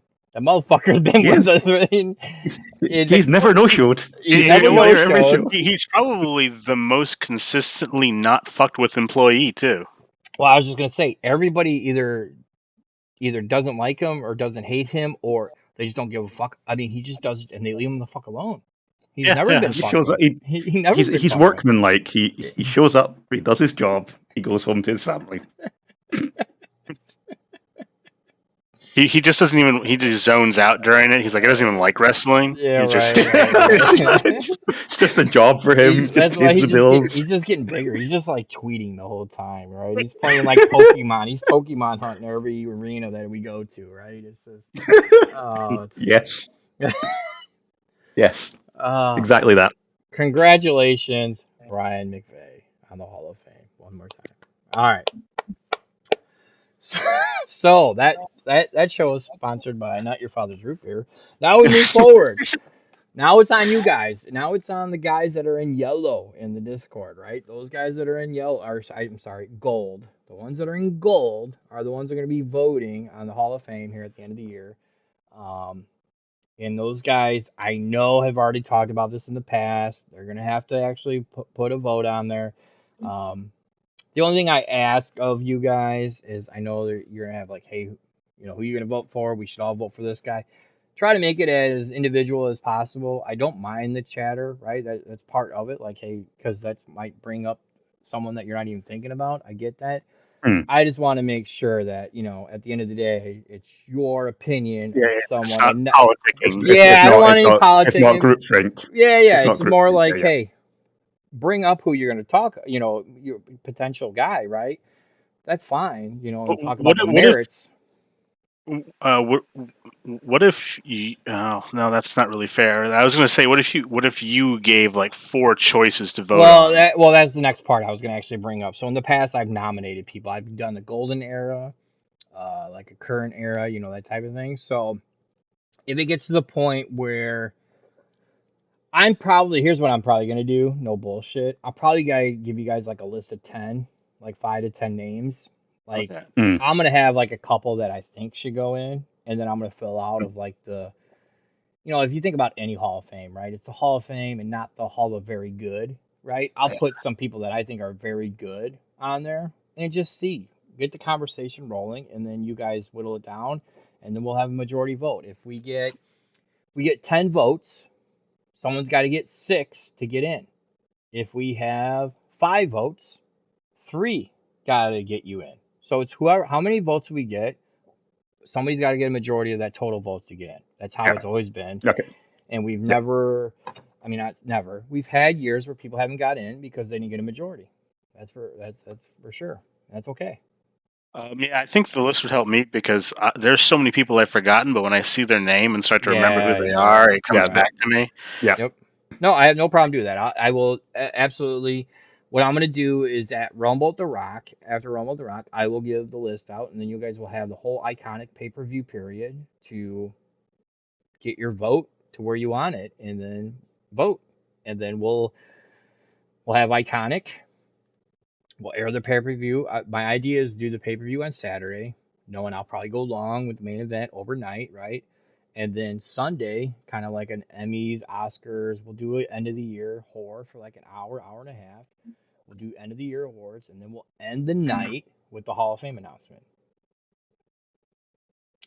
Now, if there's no one going into the Hall of Fame, maybe we should lead with that. I don't know how it's going to play out, right? We don't want to like keep everybody around and then like, oh, by the way, no one's going in, right? So I don't know. We'll see how it plays out, but I wanted to make sure that I got who I wanted in. And because it's been, 2 years now, like the first full out year, right? We just finished. You guys get to vote this time. So I think that's fair. And that's the whole point of the Hall of Fame. I put the first class in, and they've been voting every year since. Every year I would put like an NPC in or an OC, like a Ryan Faze, somebody like, that he started kind of that, right? Mario, you go through the list. Like a lot of those guys that I put in, I don't think anybody would argue. And it was just like, hey, I know what everybody does at OC more than everybody else does, even if you assume that, you know what I mean? I also want to point out in the case of Mario, because I know this has been some people have had downers for not winning and not sure how to proceed. Mario wasn't the most winningest wrestler in the world. No. But he was fucking awesome. Yes. And the same thing, I brought up Kostoff earlier. That dude's not even close to a motherfucking winning record. No, not even close. It's presence. That I think Well, sometimes that's what people miss. Like what Mario had was segments that people loved and people Yeah. connected to, and so then he's memorable because he's always on the show, and people are paying attention to the show more than they are the role plays, and No. so that's how a character gets over. No, Absolutely. That's 100% right. And like, so I'm looking at the first class, 2005, when we started 2002. So it's Narcotic, who started the Fed with me, right? He was Eric before there was Eric. There was Solex before Solex. He made the first like 10 websites for us. He's like, I'll make the websites, you run the shit. Like, deal.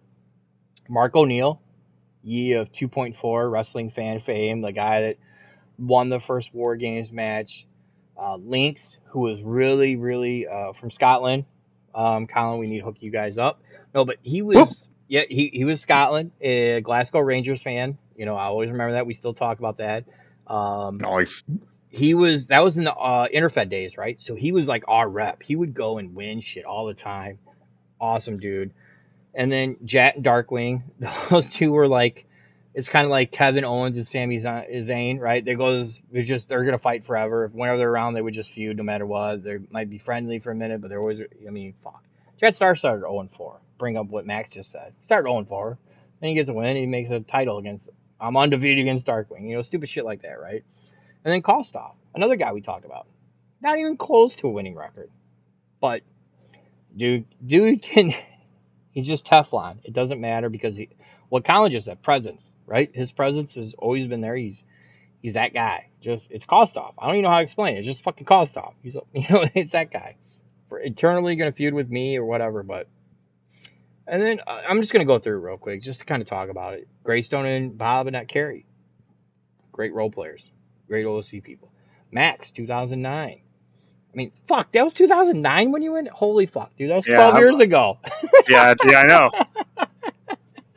That's why Max was a grizzly old veteran of how by the time he died. It's like Oh my goodness. he'd been a Hall of Famer for over 10 years. Dude, Well, he had to have a suit to prop his body up at that point. Dude, Yeah, it was so crazy. It just hit me that it's been, because obviously he was role playing before then to get into the Hall of Fame. So holy fuck, it's been like 15, 16 years then. Yeah, it took me 15. and so everyone it took me 4 years. I joined How in 2005. It took me 4 years to get in the Hall of Fame.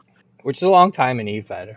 Let's be honest. I've always like, dude, there's one thing I just hate. Don't fuck with my Hall of Fame and don't fuck with my titles. Like, I just, fuck with everything else, right?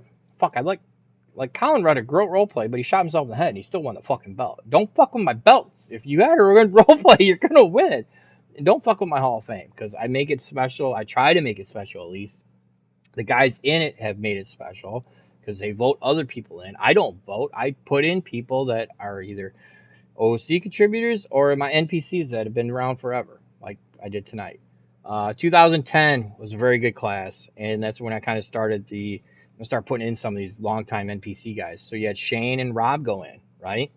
Rob OOC wise, right? Never really did too much in character, but OOC wise, he helped create the high octane scoring system, right? We did a lot of shit with SSE, Shane went in character, great role player, won a lot of belts, done a lot of shit, right? Sutler is around because of Shane, right? So I mean, good shit there, right?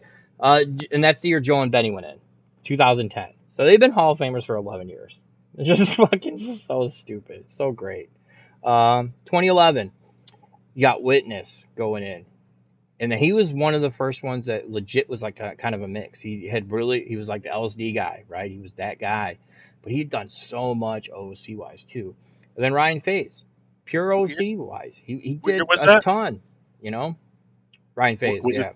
When it was 2011? 2011, yep.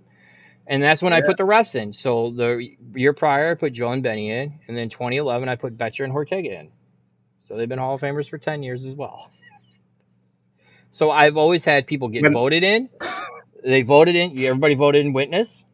I put in Phase and then the NPCs. So that's kind of been, like, I wasn't bullshit. That's kind of been when we're doing this proper, one or two people might get voted in. I'm definitely putting an OC guy if he deserves it, and then if there's an NPC that's been around for a minute, we'll put them in too. It's just fun that way. I was just thinking there. No, Brian must have been saving because everyone else got in the Hall of Fame 10 years ago, and he was just sitting over there on his phone. I know. But Danny went in, the rest went in. Joe, Oh. he was just left. he never brought it up because he just doesn't care. No, he's Yeah, playing well, that's true. Pokemon. That's He's playing yeah, Pokemon. no, yeah, yeah. You Which guys make a good why, point. which Sorry, to me, I knew, I take it back. and that's why I was being honest. Like he deserved to come in. Like I knew I was putting Brian McVeigh in this year. I just knew the timing. I could fuck with some people, right? I'm gonna have a little fun. I knew I could fuck with some people tonight, so it is what it is. You know what I mean? So, um, so then we had America go in. We had Mike and Sector in 2015, 2016, Omar, Black, and Townsend with 20, and then we had the 4-year gap, right? So we shut down 2016. You guys talked me into very cautiously coming back in 2019. Last year was my OC selection with I think we started the videos, right, with the fire and all that shit, and that was Oh yeah, obviously, we did. Oh yeah, yeah, yeah, yeah, we did, yeah, we yeah, did, we yeah, we did, yeah, yeah, we did. and that was Mario and Colin. They went in, right? So I put those two in, right, to end the year, right? It was, and then 2021.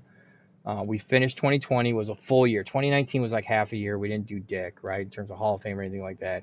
2020, we did a full year, but I wanted to make sure those two went in. And then, all right, we're going to stick around. Okay, I'm going to make sure beginning of the year, I get my people in. End of the year, you guys vote them in. And we just keep going. Now we're, back. We kind of back to what we should be doing, where you guys are voting people in. And obviously 2021, Solex, JD, and now Ryan McVeigh. So you got your OC guy, you got your NPC guy. Now I need my Hall of Famers to vote someone in. And again, they might not vote anybody in. It depends on the votes. That's all.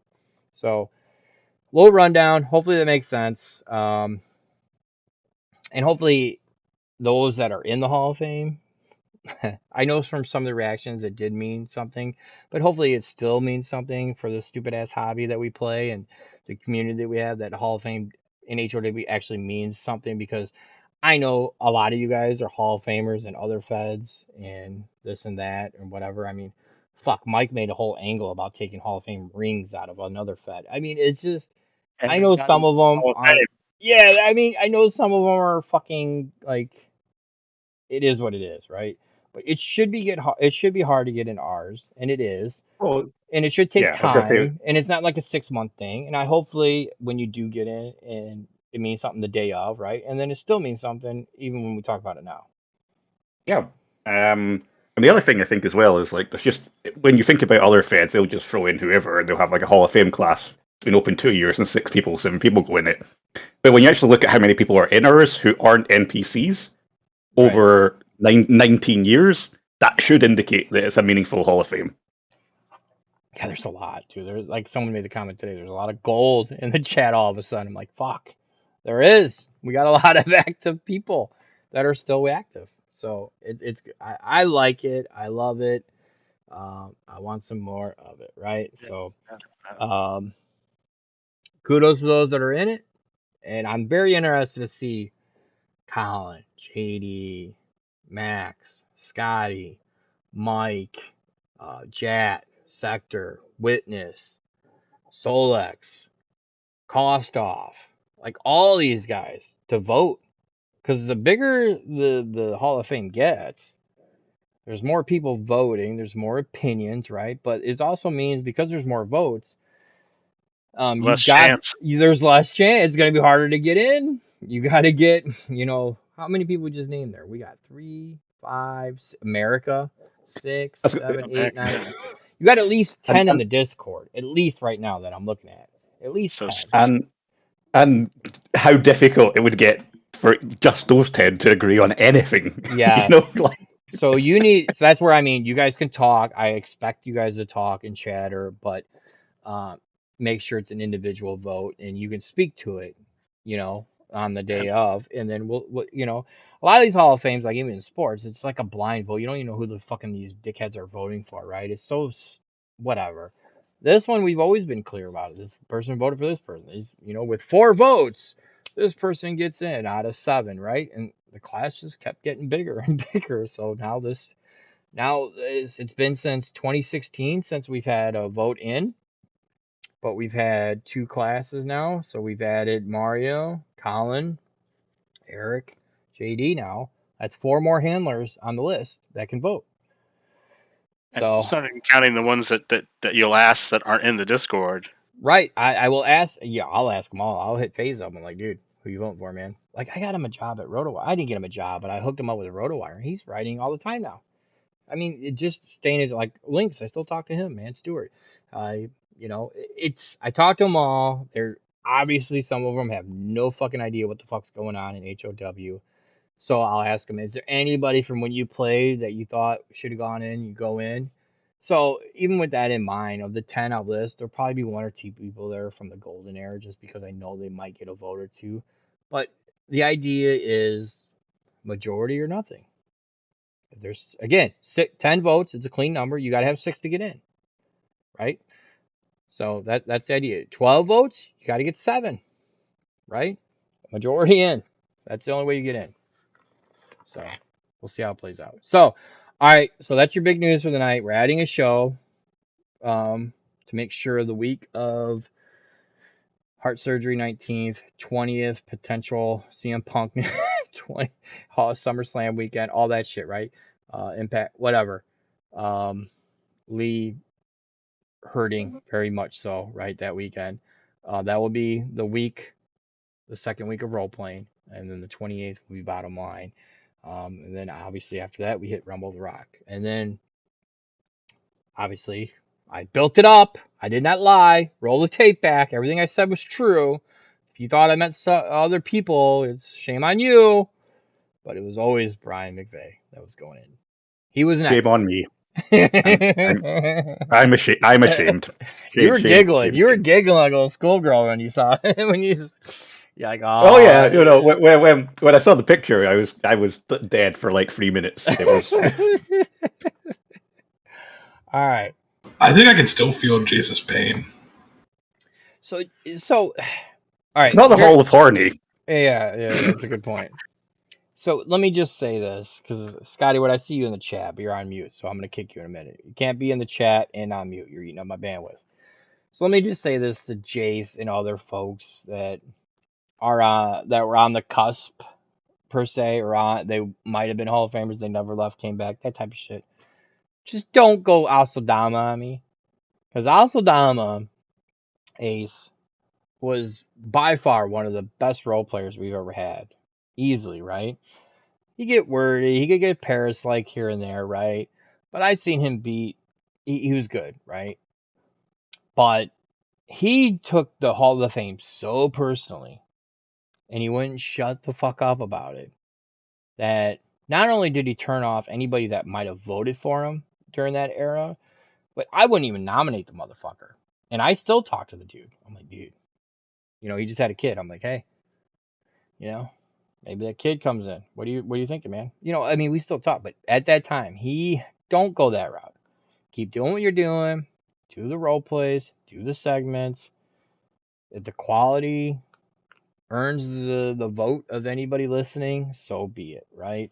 Just don't be all consumed by it or get to the point where you are, what Brock just said, the saltiest motherfucker on earth. Because I get it, be disappointed. It's like losing a title match. Be disappointed, but don't, anybody. Max, you remember Ace, right? You were around for him, I think. Ace. Yeah. I was. I fought him in his first match. Yeah. So you remember what? Yeah, I mean, he went sideways with the Hall of Fame shit, and he really did. It was sad because Ace was. I knew him back when I was, and I don't want to bring up the word, but from Haiti. Yeah. That's where and back there. I essentially sort of brought him into HOW, and it sucks that like him and a couple other guys that I brought in. So. Right. But, he's a good dude. I still, like I said, he's a good dude. He just got so consumed that he didn't get in one year that he went Terrell Owens on the shit. Like, he cost himself like a year, and like he never came back. Like, if he were to come back and build on it, he might have it, but it's been too long now. He's somebody who could come back and really be dominant, probably, I'm sure, in HOW still, and he's a hell of a writer. Yeah. So let me ask this before we pivot, because the Horde channel literally has You know, oh, Colin just dropped off. Never mind. So, all right, let me ask you, Scotty, because you were just talking. Okay. I'm not asking for names, but if you had to give a vote right now, would you have a vote of who you would vote in? I have one name that I want to see what happens with going up to Iconic, Okay.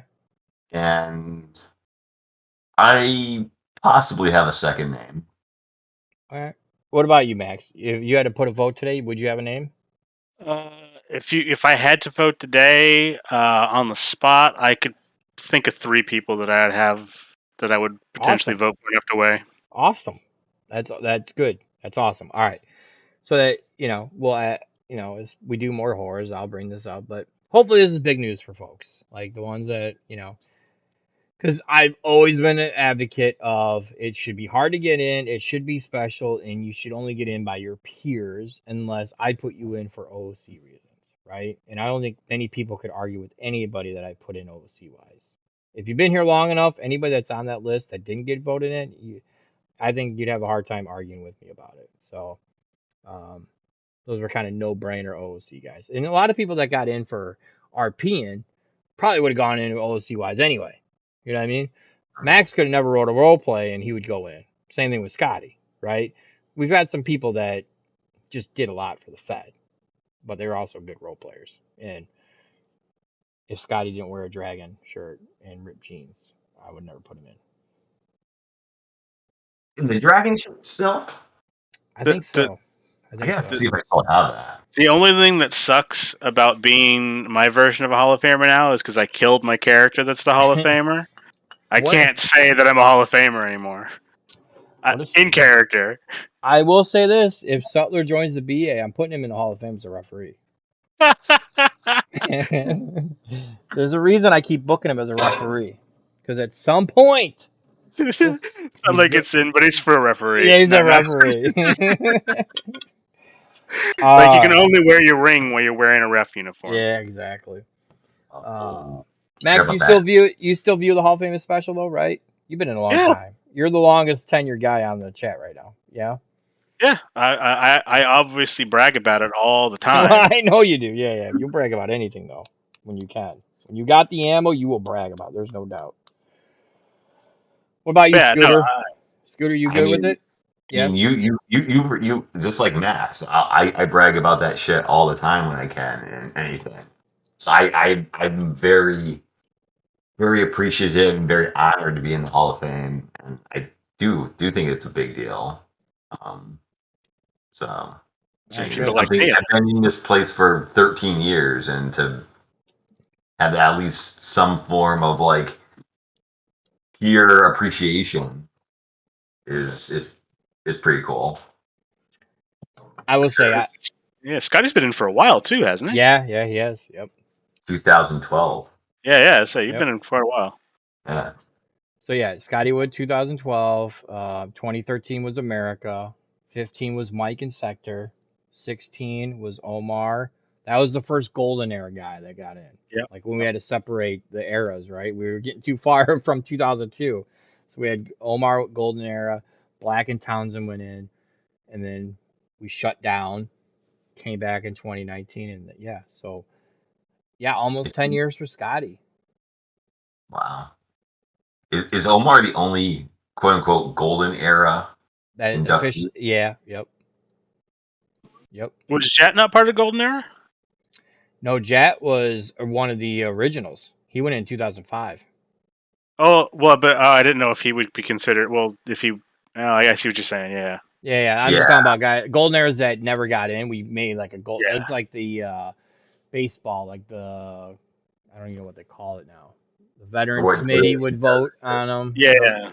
That type of thing. WWE No. has like the legacy wing or something. Yeah.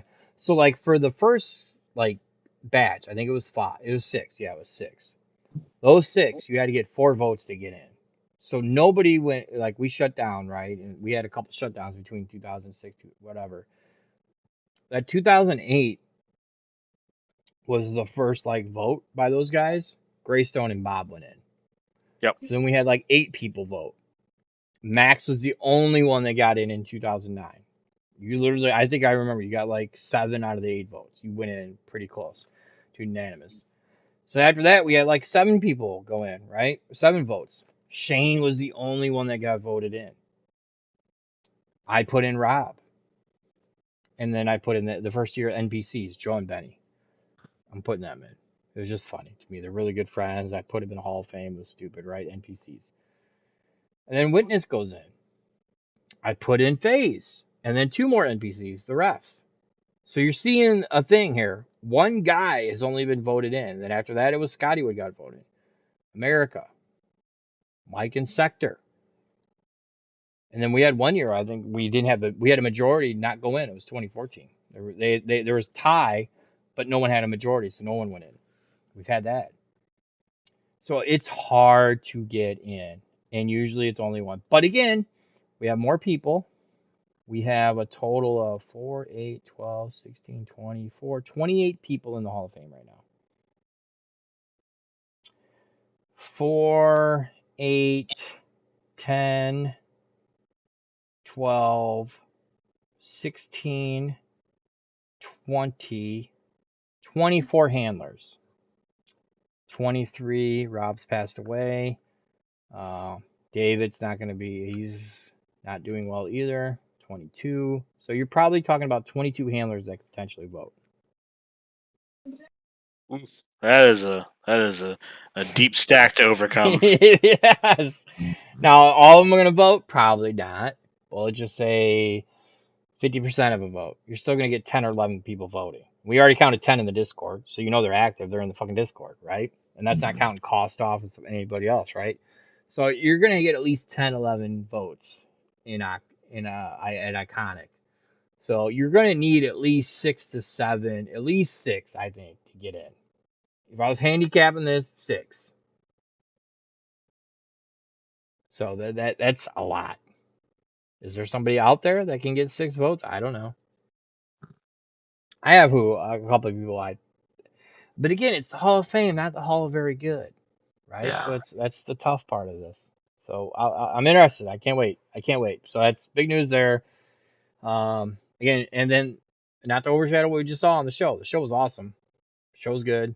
And now we move forward. All right. So anybody got anything else on either on the Hall of Fame or adding a show or on actual Refueled 69? Okay, let's pivot. Pro wrestling. If CM Punk doesn't fucking come back on Rampage, Max, anybody listening, they will fucking riot. They will burn down the United Center. I'm telling you, it will fucking destroy. They will burn the city. They will burn the city. There's 2 shows in Chicago, right? Yes, they added the United Center show because there's one in Hoffman Estates, which is very small. It's a super small arena. It's like very small, right? United Center is like 20K. It's huge. It's where the Bulls play. It's huge. And then you take the floor out, and that's where the Blackhawks play. You take the floor out, and you can add floor seating for wrestling and all that shit. There's even more seats, so it's gonna be at least 20,000. You don't go from Hoffman Estates, which is small as fuck, to the United Center where you're trying to sell 10,000 tickets. Oh, by the way, half of them sold on the pre-sale. If you're not gonna tease hardcore that it's CM Punk, or you legit are gonna have CM Punk show up, because they will burn. I'm telling you, if AEW doesn't bring out CM Punk and they don't jump to over 2 million, they're gonna beat Raw on the next show. Because I'm telling you right now, the city of Chicago, we have a lot of people. There's a lot of people there. I'm telling you, there will be over 1 million people that tune into AEW if he shows up. I'm telling you, just on their own base. Plus, your fucking hardcore fans have been watching every week anyway. Their rating went down a little bit last week, but they're still over 1 million. They're gonna get 2 million if Punk shows up. I promise you. But I think someone's fucking with me, and if they're fucking with me, kudos to them, because they're gonna get me to talk about it tonight. And fuck you, you got one on me, whatever. But I'll talk about it in a minute. But I at least want to get your guys' thoughts. Is 1, is CM Punk coming back? And 2, is he coming back at Rampage? Max, I'll let you start. Rampage is the second night, right? Yeah, the 20th. I think he's gonna. I think he's gonna show up in Chicago, and if he shows up the first night, they're definitely going to bring him to Rampage. Like, It's a 1 hour show though. That's what pisses me off. It's a 1 hour show, but it's a 20,000 seat arena. Like there better be more than an hour worth of action. So yeah, I was gonna say, I was gonna say, like, I feel like AEW would pad that, like they record one of the darks on it, right. and I definitely feel like if they bring him out at it's at the first show, they definitely have to bring him to the second show because there's more fans, and they know that more fans will and it'll boost the ratings. And it is a 1 hour show, but if they can get him on there like in the middle or at the end, then they can let him run long for the live crowd. Dude, we're gonna be chanting CM Punk the whole night. When me and America went to a Raw after he left, me and him went there, right? Dude, they like muted the crowd because we wouldn't shut the fuck up. Like, Yeah, well, that's another reason why I think that, like, if AEW hadn't secured him, they know they've all wrestled. All the wrestlers have wrestled in Chicago. Everyone knows the Chicago crowd, and they know that they have to deliver. And I don't think they would be teasing the way they are if they weren't able to deliver, because they know that it would be a gunshot to their leg. oh my, they would speak. So you guys, To the all right. leg. That's like a gunshot to the fucking face. That's a good point. Yeah, That's a face. What do you think, Brock? He coming back, and is he coming back at Rampage? He has to. You don't book the United Center unless you're doing something fucking crazy. Because that's the biggest arena they booked. It's bigger than anything they booked, and it was an add-on show. And it was a fucking add-on show, like a spur of the moment add-on show. Yeah, I was the same. That's the exact same. I was thinking, you don't book a 20,000 seat arena and not have something big planned for Chicago, because if you get 20,000 fans in there and you don't deliver, again, like, it's going to be bad. Yeah, You're not having a show the next day. No, you're not. Well, that's the other thing too. Is they sold 10,000 tickets. I bought a ticket. I bought tickets just because of fucking rumor that he might come back. There's no promises. He's been like 100% announced or anything like that. But I'm telling you, they will sell it out just on the idea that he's going to show up. And if he doesn't fucking show up, oh God, have mercy on them. Oh, have mercy. It will be. It will be bad. If CM Punk doesn't show up on that show, man, it's AEW's done. That's like the most carny thing you could do. Oh, it'd be so bad. So here's the carny thing that I heard. And again, I'm probably getting fucked with because I took something I heard and whatever. So yeah, I 100% don't believe it. And I should say that. I 97% don't believe it. 3% of me is like, oh fuck, if they do that, that would be the greatest thing ever. But I'm gonna be so fucking pissed because I just bought tickets, right? So we all know, everybody here, I give you guys shit about you guys are so smart and all this shit, right? But we all know that Tony Khan's an e-fighter, right? We know that, one. Absolutely. Oh yes. Yeah. Two, their roster is very smart in social media. Like they know what they're doing. They'll hurry up and tell you. They'll run to social media and tell you like how they did shit. Like Jericho runs out there, hey, that was a very, like, after the whole pillow thing, right? It was like, hey, that was a dangerous thing. We had to get this guy to help us with it. They run to social media. They don't give a fuck about kayfabe. They're very smart about their social media, right? They know what's going on. Young Bucks, right? They will lean into it. They will run with it. They will heal it. They'll be faces, whatever. They have fun with it, right? They're heels right now, so they're having fun with it, right? Their entrance last week was awesome, right? Oh, so good. Yeah, they know what the fuck they're doing, right? They know what everybody's saying, right? It's very... So, we talked about it last week where, maybe spoilers do ruin a lot of shit with wrestling, right? It's the pop, the surprise, that's when wrestling's the most fun. But also we talked about how the anticipation, like we just talked about, CM Punk coming back sold 10,000 tickets. The idea of him coming back. So this is a good thing. Hype it up. You'll sell more tickets, all that shit, right? So they hear that. They know what's going on. They saw the pre-sale. It's sold out, right? Upper Deck. 10,000 tickets gone. They know what's going on. CM Punk's not an idiot either. Very smart dude, right? So You don't have to be a smart mark or read dirt sheets to know this shit that I just said, right? So here's what I was fucking told. I'm like, yay, man, I got tickets. Hope you're right about that shit we were talking about. Oh, yeah, it's not that night. I'm like, huh, what? So the now again, they know what people are doing. So I guarantee you, they're not even finalizing what their plans are. I promise you, they're not.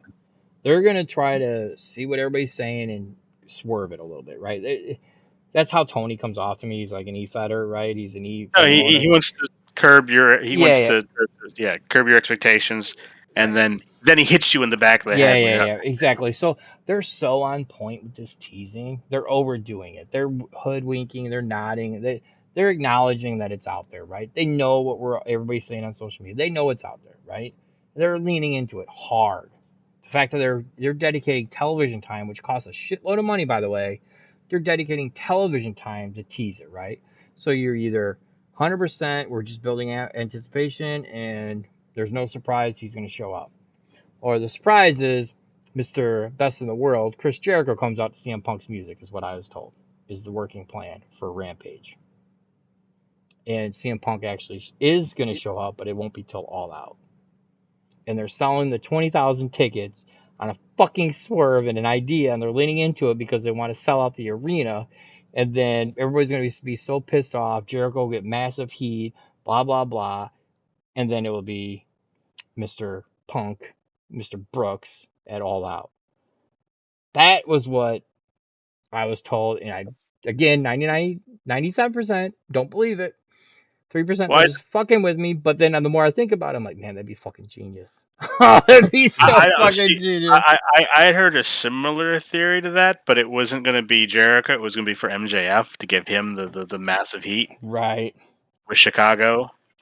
So they're definitely there's obviously something there. There's some smoke there to the fact that I heard it from that they're actually talking, like the working idea is lean into it, sell the tickets, crush the Chicago crowd, right? And then you have the feel good moment at the pay per view where you're actually gonna have people paying for the pay per view. That's where the money's at for them. They don't make anything on the gate. At United Center, you will though. 20,000 tickets is different than 3,000, 4,000, and some merch. Let's be honest. Pay per view is where they're making their money. So I don't know. Yeah, but the danger of that is it could also backfire and people refuse to watch it because they're so burned. I will be so pissed. I Well, hope they're fucking with me. It's different burning them once like that and then paying it off at the pay-per-view versus like what WWE finally did. You just kept getting burnt out. But you sold a bigger arena out than the pay-per-view. Yes. Yeah. The arena's like 5 times bigger than the pay-per-view. So it's all about the pay-per-view buy rate. That's my point. They don't get the gates. They don't give a fuck about the gate. The gate's nothing. But yeah, but your pay-per-view is just going to be CM Punk chants for until it happens. Like it'll be awful. I was gonna say, like, but they everybody, know I'll buy it though. I'll still buy it if I go to Rampage, right? God willing, I get to go, and I go, and he don't show up. I'm gonna be super pissed the whole way home, right? But I'm still gonna watch fucking All Out, expect to see him. You don't have to even you don't even have to give him the TV time on Rampage. You just need to like have the MJF moment after the show ends. Trot out CM Punk, and that would be okay, I think. For the crowd, yes. Live crowd, yes. But then they would ruin their pay-per-view moment that way, though. Yeah, they would. Because they would get out. What they could do, I'm gonna have my phone on like record the whole fucking time. Trust me. What they could do is if they are bringing him in, but they don't want him to come in on Rampage, is air a teaser of him debuting on the pay-per-view and tell people, yeah, he's going to be on the pay-per-view, and that will guarantee people will buy it if they're on the fence. I think the other option is this, and this is a big, really important thing with Rampage. It's on right after SmackDown. Well, it's an hour after SmackDown. Yeah. No, it's at 10 o'clock. It's an hour. It's an hour long, but it's right after SmackDown. Oh, it's right after. Yeah. So you have CM Punk come out and cut like some 10-minute just shit on WWE promo in the first 10 minutes. I'm gonna be on. They won't do that. I'm gonna Yeah, be they honest. won't. They won't do that. They won't have him attack WWE. What it'll do is he might come out and just shit on AEW. Whatever he comes out and shits on, just have him out there for the first 10 minutes to pop the rating on Rampage. Fuck. You want to see WWE fans flock over in droves, CM Punk the night before the pay-per-view, filtering people from Fox to Rampage. That's a $2 million. Mm. Yeah, it's tricky either way because it is also such a pay per view worthy thing, and you're right. The swerve is very AEW. I just think transferring the viewers to Rampage is so important to the company. Well, I You think said they're Rampage goes well, on after SmackDown. But the well. thing is, Here's the, this is they're gonna be get the first viewers no Rampage. matter what. If he That's what I shows say, up, no matter where he shows up and when he shows up, they're gonna get the fucking viewers no matter what. This is about money. This is Yeah. about look, and But we're talking about this from like the diehard fan perspective. We're not but talking they don't about give it a fuck from about the they shouldn't give a fuck about diehards anymore. The diehards are there. right. It's 800,000 to 1 million. They're there every week. They're gonna be there no matter what, right? They want the casual audience Yes. that knows CM Punk to come over from Fox and go. No. I want the casual fan to buy the pay-per-view. Yeah. You wanted to buy the pay per view. That's the money. Yeah, because even if they get, they're going to get decent ratings on this first show anyway. They don't need to stack it any further. Right. But selling the pay per view That's is the again. money. as you They said, don't have their is own the- network. You got to sell the pay-per-views the money because you're paying to have it on pay-per-view anyway. They get a percentage. You Yeah. have to sell the pay-per-view. The pay-per-view right now is what? They just took Adam Page out, right? Hangman Page is out. So who's Omega facing? I don't know. Anybody know? Nobody knows, right? So if you're gonna add a show with 20,000 fucking fans and tickets, I don't know what else you do, man, but bring out Punk because that pops. Everybody's gonna buy the pay per view now, even if he doesn't have a match. Everybody knows. Oh my God, CM Punk's in AEW. I gotta pay the next pay per view.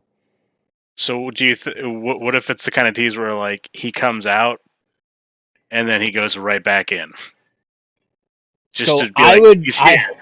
I would be like, for me, I would be okay with that. Like I'd be okay if he came out and did it's clobbering time, right? Looked at his watch, and then just walked to the back type of thing. Okay.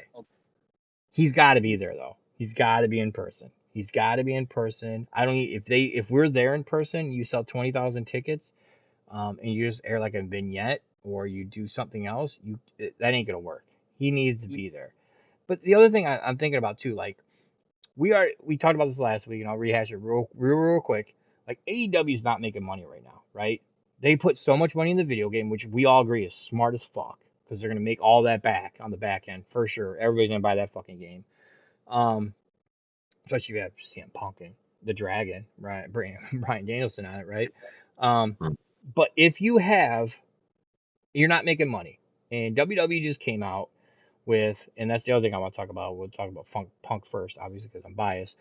But WWE shit on all their creative as much as you want. They're $1 billion company with a B, and they just made $265 million in one quarter with shitty booking, right?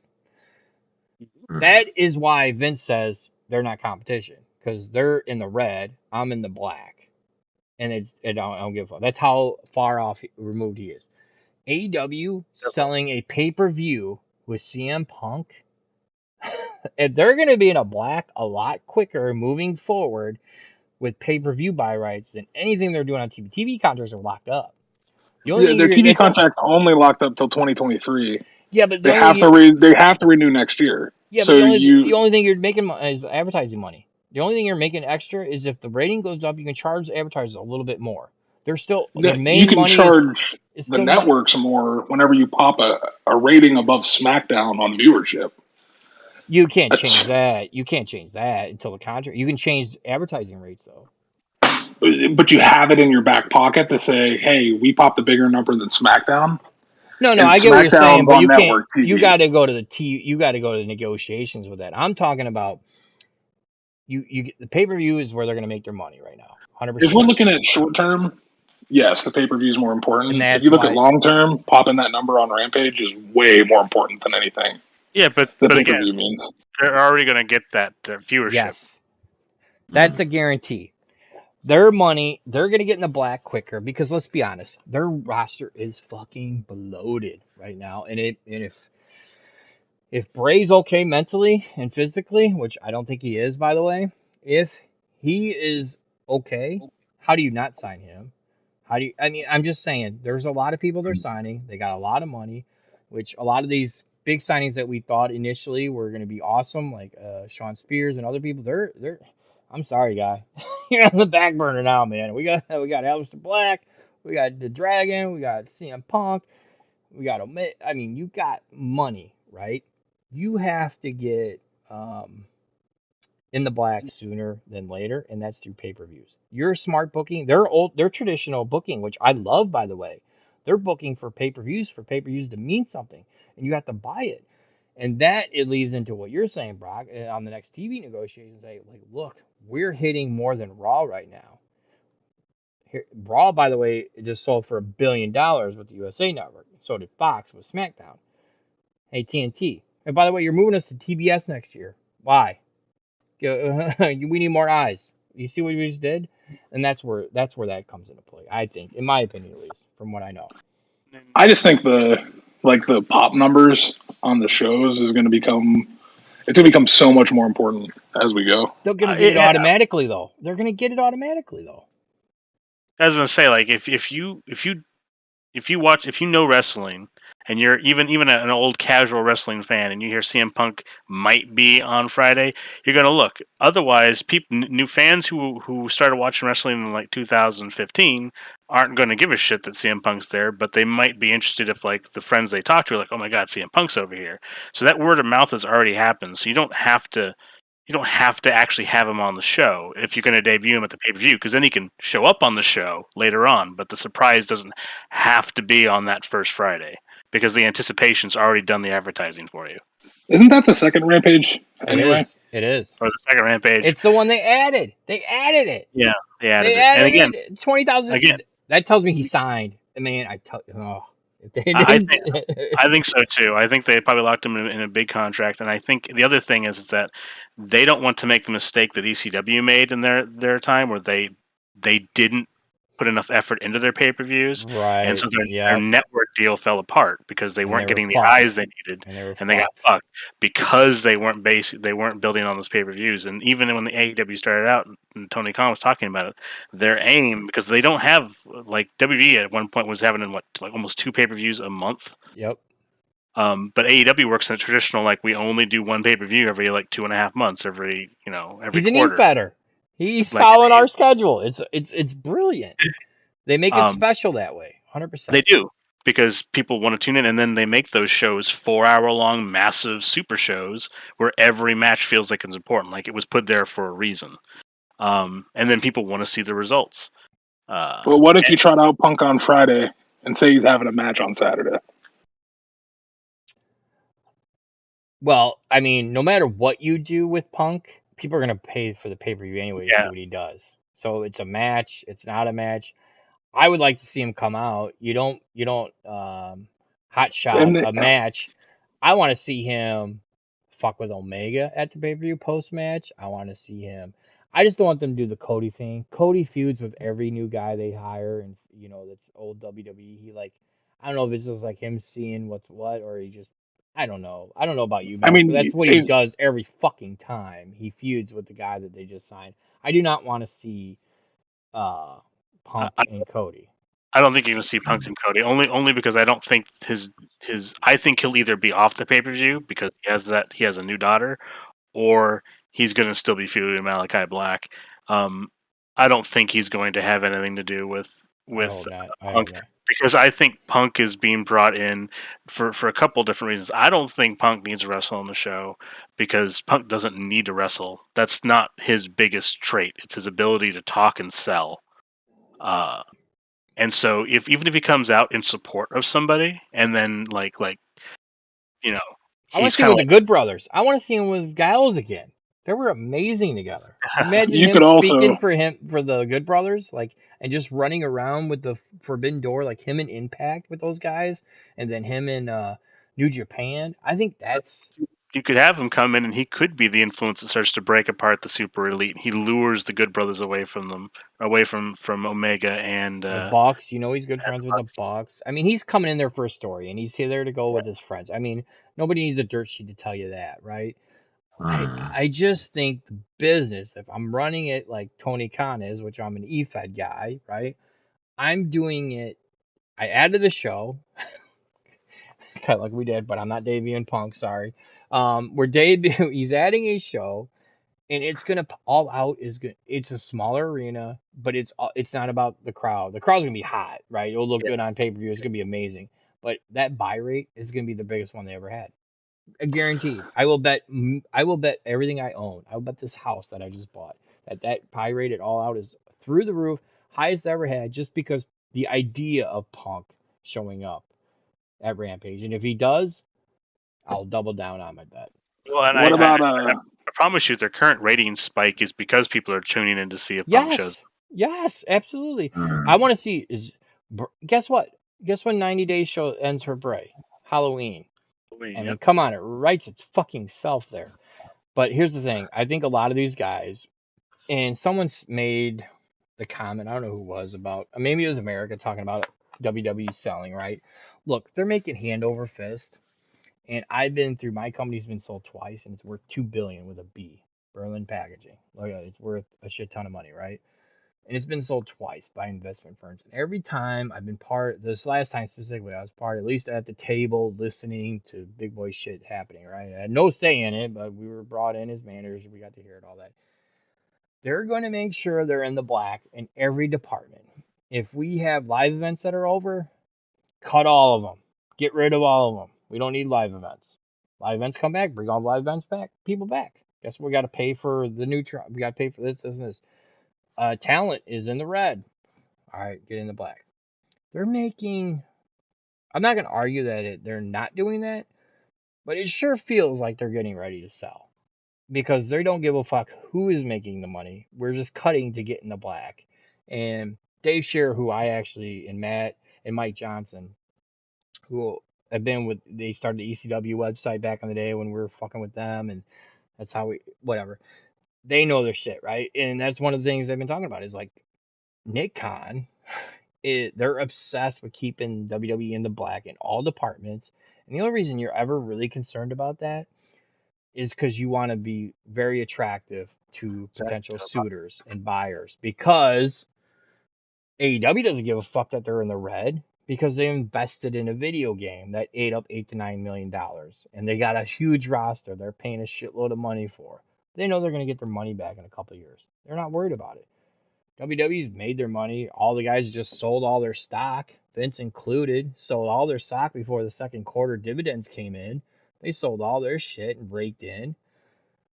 Brock, I know you wanted to talk about this. You had a take on it. So, what's your take on everything I just said? What do you well, think about it? that wasn't what my take was. I wanted to talk about the first Rampage on the 13th. Oh, I thought you had a take on the selling part. My bad. No, I mean the selling part, like it kind of writes itself, but I think that's what they're that's doing. I honestly do because I think you have to be. So when you buy a company, like an investment firm bought us, that we initially were up. I think we sold for 750 million one year, and we sold for like one point whatever.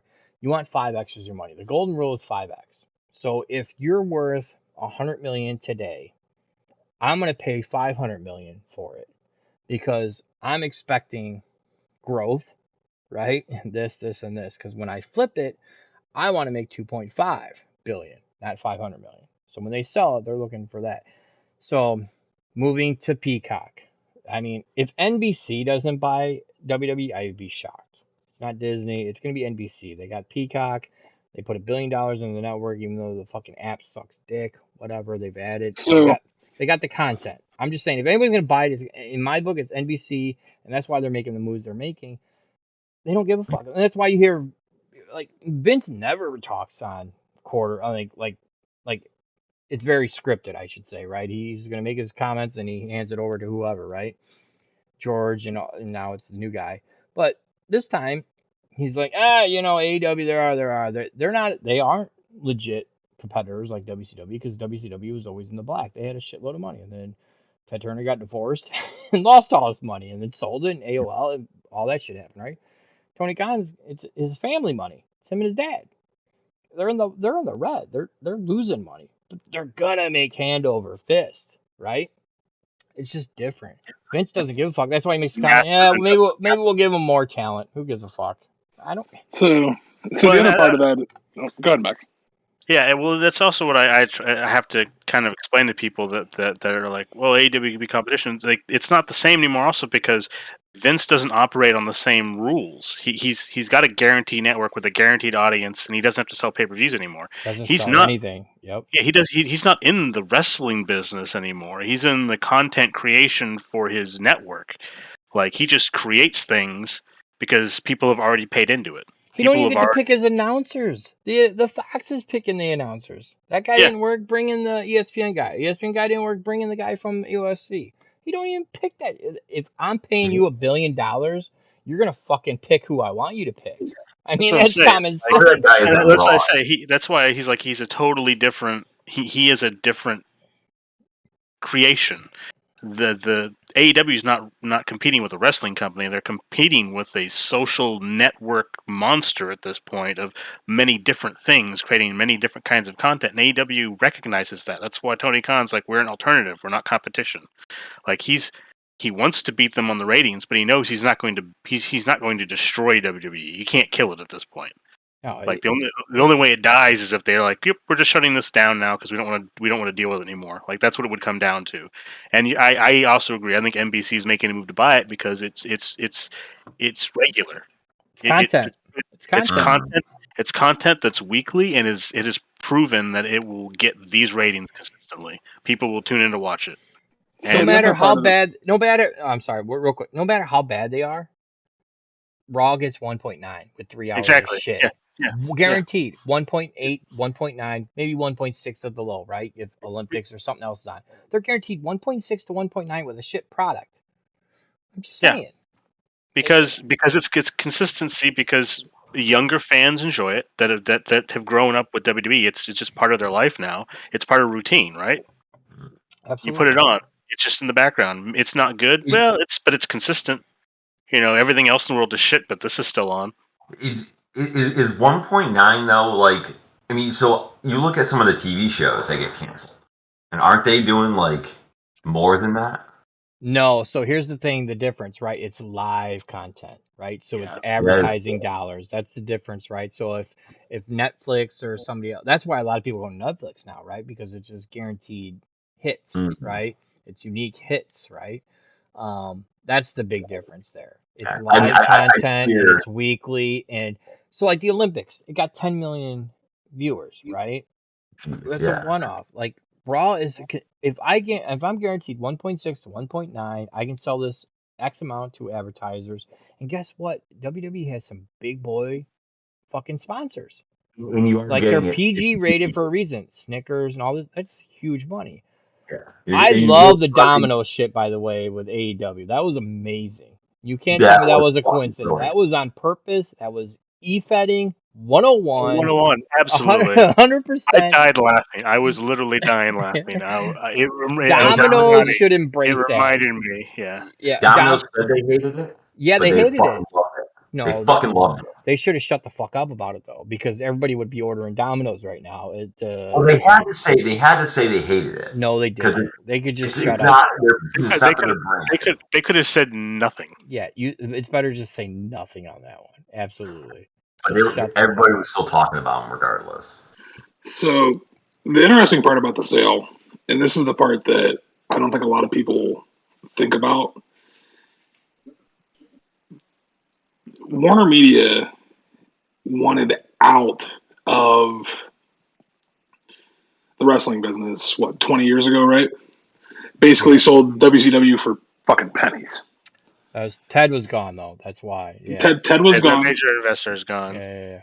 But, however, Warner Media is kind of like a Viacom now, which is who owns NBC Universal, right? Like Comcast, that whole Yeah. conglomerate. There's a lesson learned in the death of WCW. Warner Media had WCW debt on the books up until 2016 or 2017 when the statute of limitations on lawsuits over head injuries in WCW ended. Does any company in their right mind want to take on a business that's going to lead to 15 to 20 years of negative money if you decide to end it? Yes. It's just a valuable lesson from the end of WCW that No, I get you. I think the difference now is the streaming, right? That they used to Yeah. count. It's the streaming part that's the different. Like I was gladly spending money on the network just to watch old shit. I could never watch a new like they're paying its content either live or the streaming. That's where it's at. I Oh, think and it also means SmackDown's off Fox in Yeah, whenever that how contract's is that? over because NBC and Fox aren't going to play nice with that. Hmm. And that might be what triggers the whole thing, like triggered the Yep. whole thing to where NBC wants to buy it, Yep. is losing that to Fox and regretting it. No, 100%. Yeah. But But what happens when NBC buys it and then they make SmackDown a shit show because it's on Fox? Nobody will Just care. No, Nobody will well, care. well, here's the thing. If they buy turning it, the then public. NBC wants to keep that show good because then they're raking in profits from a rival network. Yes. Just on yeah, and advertising dollars alone, they'll make their money back. Yeah. as long as they run it as a separate company, they'll be fine. But if they fold it into some conglomerate of bullshit, No, here's the thing. If there's NBC always an asshole. if NBC gets a hold of it, they'll look to because Vince isn't going to be there anymore. They're going to have to restructure the staff, and they're going to NBC is going to want to protect their investment, so they're going to probably end up making a better booked product, at least on a Raw. But you're going to have a company that's owned by a company that's probably owned by a company. And one of those guys is going to be in a hot seat at some point and torch that product to the fucking ground. Well, then that's what will happen. That's what happens, Mr. AT&T guy. You know this. Yeah, You I already know this that's what I'm saying, Mr. because AT&T guy. I may have seen some of this in the Well, past. I know what you're talking about. Yeah, like if nobody knows, Brock's Mr. AT&T. So here's my thing with that. So like pro wrestling, going back 100 years, right? It is what it is, right? But the last 10, 15 years, it's not. It has turned into what Max was saying and Scotty was questioning is it is a consistent live product that you can bank on. There's a reason why NFL is the number one sport. It's the most watched live sport. It's not fatigue. It's 16 weeks, 17 weeks. That's it. At baseball, 162 games. You're not going to find one game out there that even makes a good rating. But it's live content. That's why a network will pay a cajillion dollars from MLB, but not one game is having a good rating. It's the amount of content and it's consistent and it's weekly. Same thing with hockey. Hockey doesn't have good ratings. If they ever got on a good TV network, it's just because it's on TV. But the networks that do have it pay a shit ton, and not one game will have a good rating. I want to know the ESPN deal. Yeah, that's what I mean. The ESPN paid a shit ton, but none of the ratings were good for any of the games. But the total thing was worth a shit ton of money. Same thing with. That's why NFL is so big because every game is must meet because there's only 16 of them. Every game means something. If you lose one, it could cost you the playoffs. With Raw, like Max said, it's in the background. It's consistent. Every Monday night, I know what's on. Fucking 7 to 10, it's on. I wish it was only 7 to 9, but it's 7 to 10. Every week it's on. Kids watch it, go to sleep to it, whatever. SmackDown's on Thursday. Oh, it's on Tuesday. Oh, wait, it's on Friday now? Okay, up and down a little bit. Oh, now it's. No. That's when it's consistent. That's where you make the money. Not one game. No one looks at MLB ratings on the weekly. Wrestling, though, holy fuck. When it was just WWE, no one gave a fuck about ratings. Finally, finally we have competition, because when Vince is at his best is when somebody pisses him off and gets his competitive juices going. Yep, that's what AEW, he needs it AEW, bad. he needs it badly. He doesn't give a fuck. It's Mhm. lazy booking. Just book the repeat, whatever, rematch, whatever. Maybe this is the spark for him. This will This be great for is WWE, but finally he has competition. So what's happening?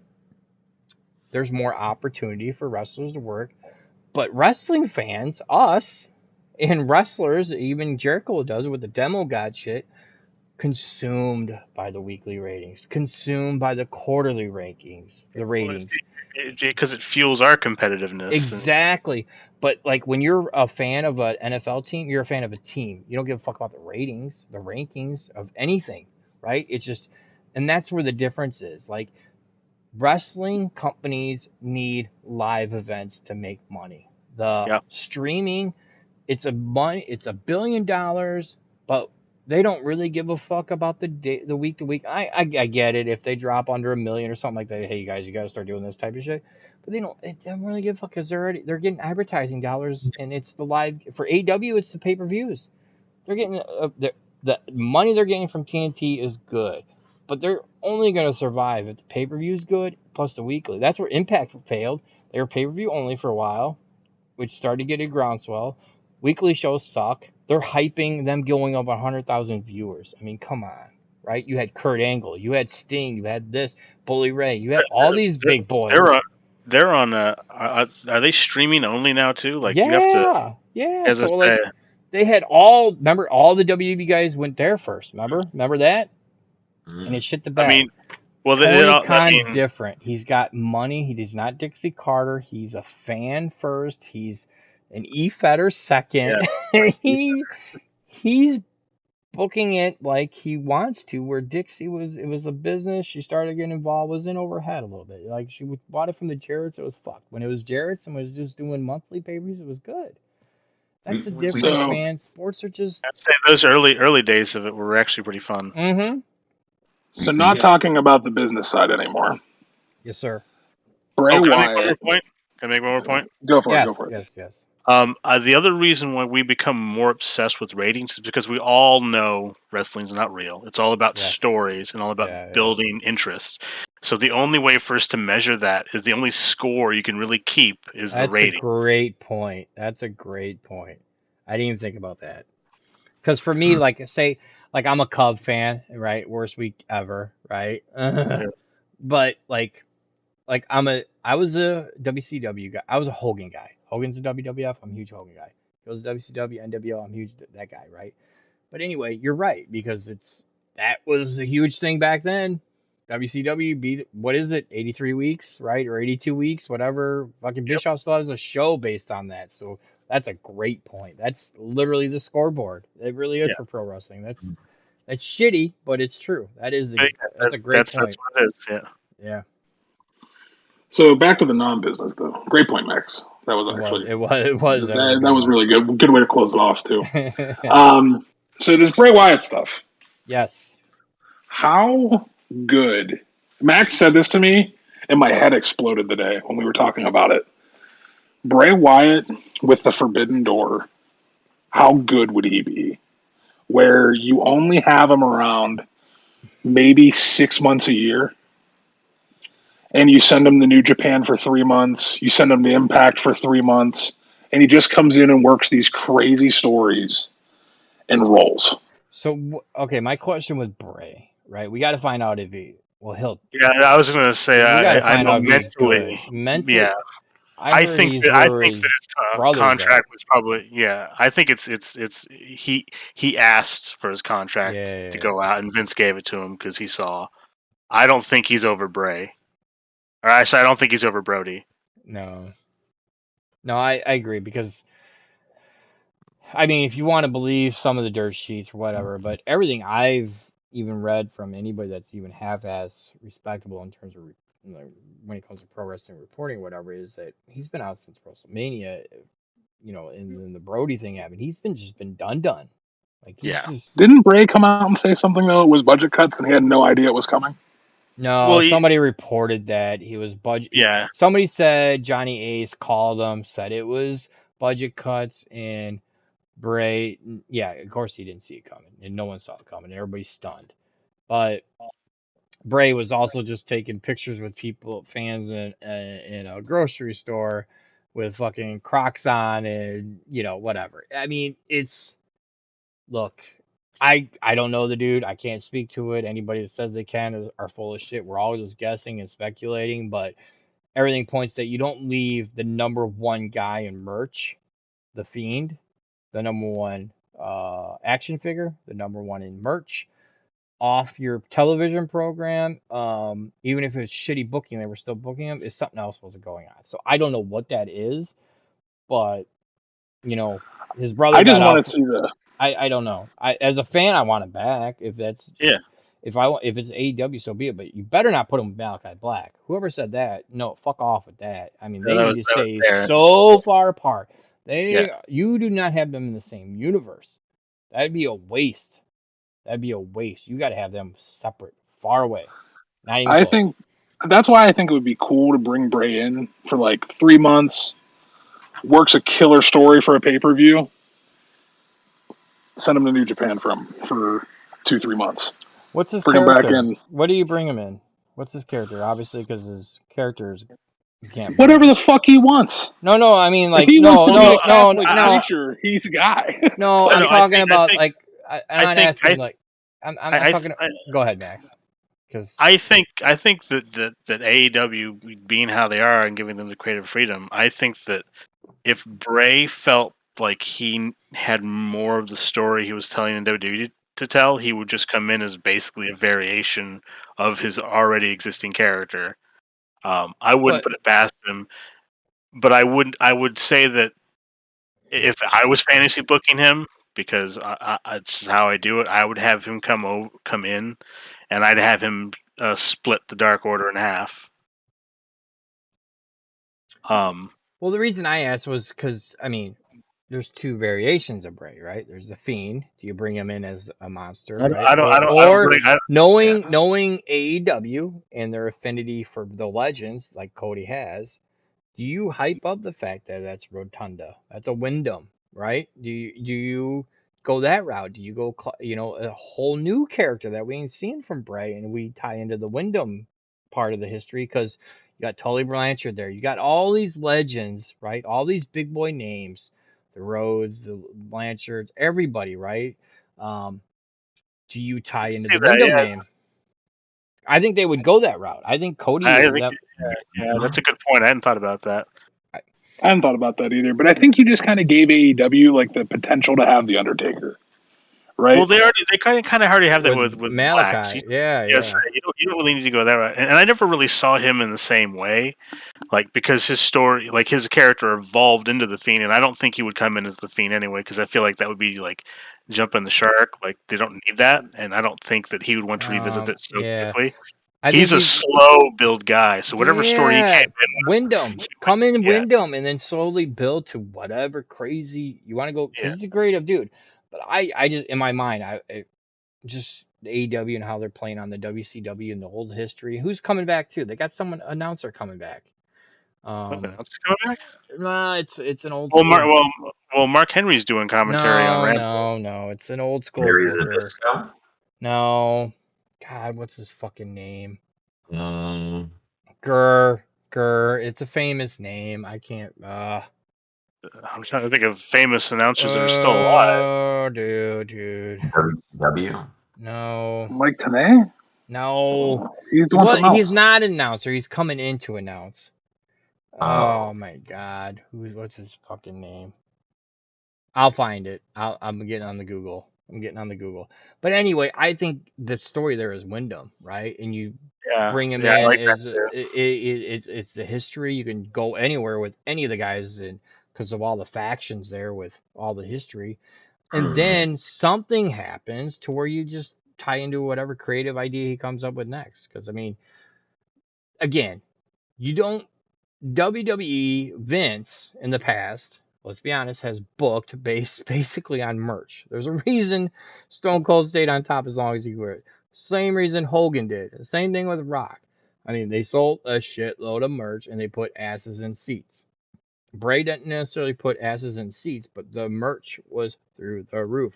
I mean, cajillion dollars and just Fiend characters, the mask, the title belts, everything Fiend sold like crazy. The puppets, I mean, Yeah, all that shit. You don't get rid of that guy unless, like Max was saying, and we were saying, there's something else going on. And maybe he's just mentally not over Brody. Maybe it's something else, the family, the wife, the divorce, whatever. The brother quit. Bo's done, right? He's going to real estate and living with Liv Morgan. I mean, so there's something maybe going on. But I think if I'm AEW and I get to bring him in, it's Wyndham. I'm bringing him in as a Wyndham, and then go wherever the fuck you want to go with him. I'm gonna look for that shit. So what else is going on in wrestling? Okay, we didn't even talk about Danielson. What's going on with the Dragon? Are we bringing Daniel in? I think he comes in New Arthur York. Ashe in New York. Yep.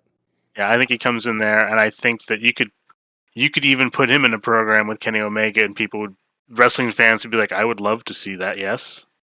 Yeah. It doesn't matter who he feuds with, right? Wow, they're putting heels on stars, like the ads on the Olympic coverage. So again, so they had Stephen Amell on Busted Open. You guys listen to Busted Open at all? Yeah, I listen to him. Yeah. So they had Stephen Amell on the other day, right?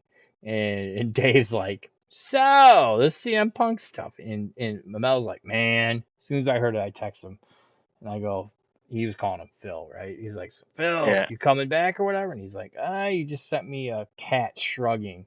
he wouldn't tell me, but obviously he told him something because like, well, I'm not gonna give up what we were talking about, but Phil can still go.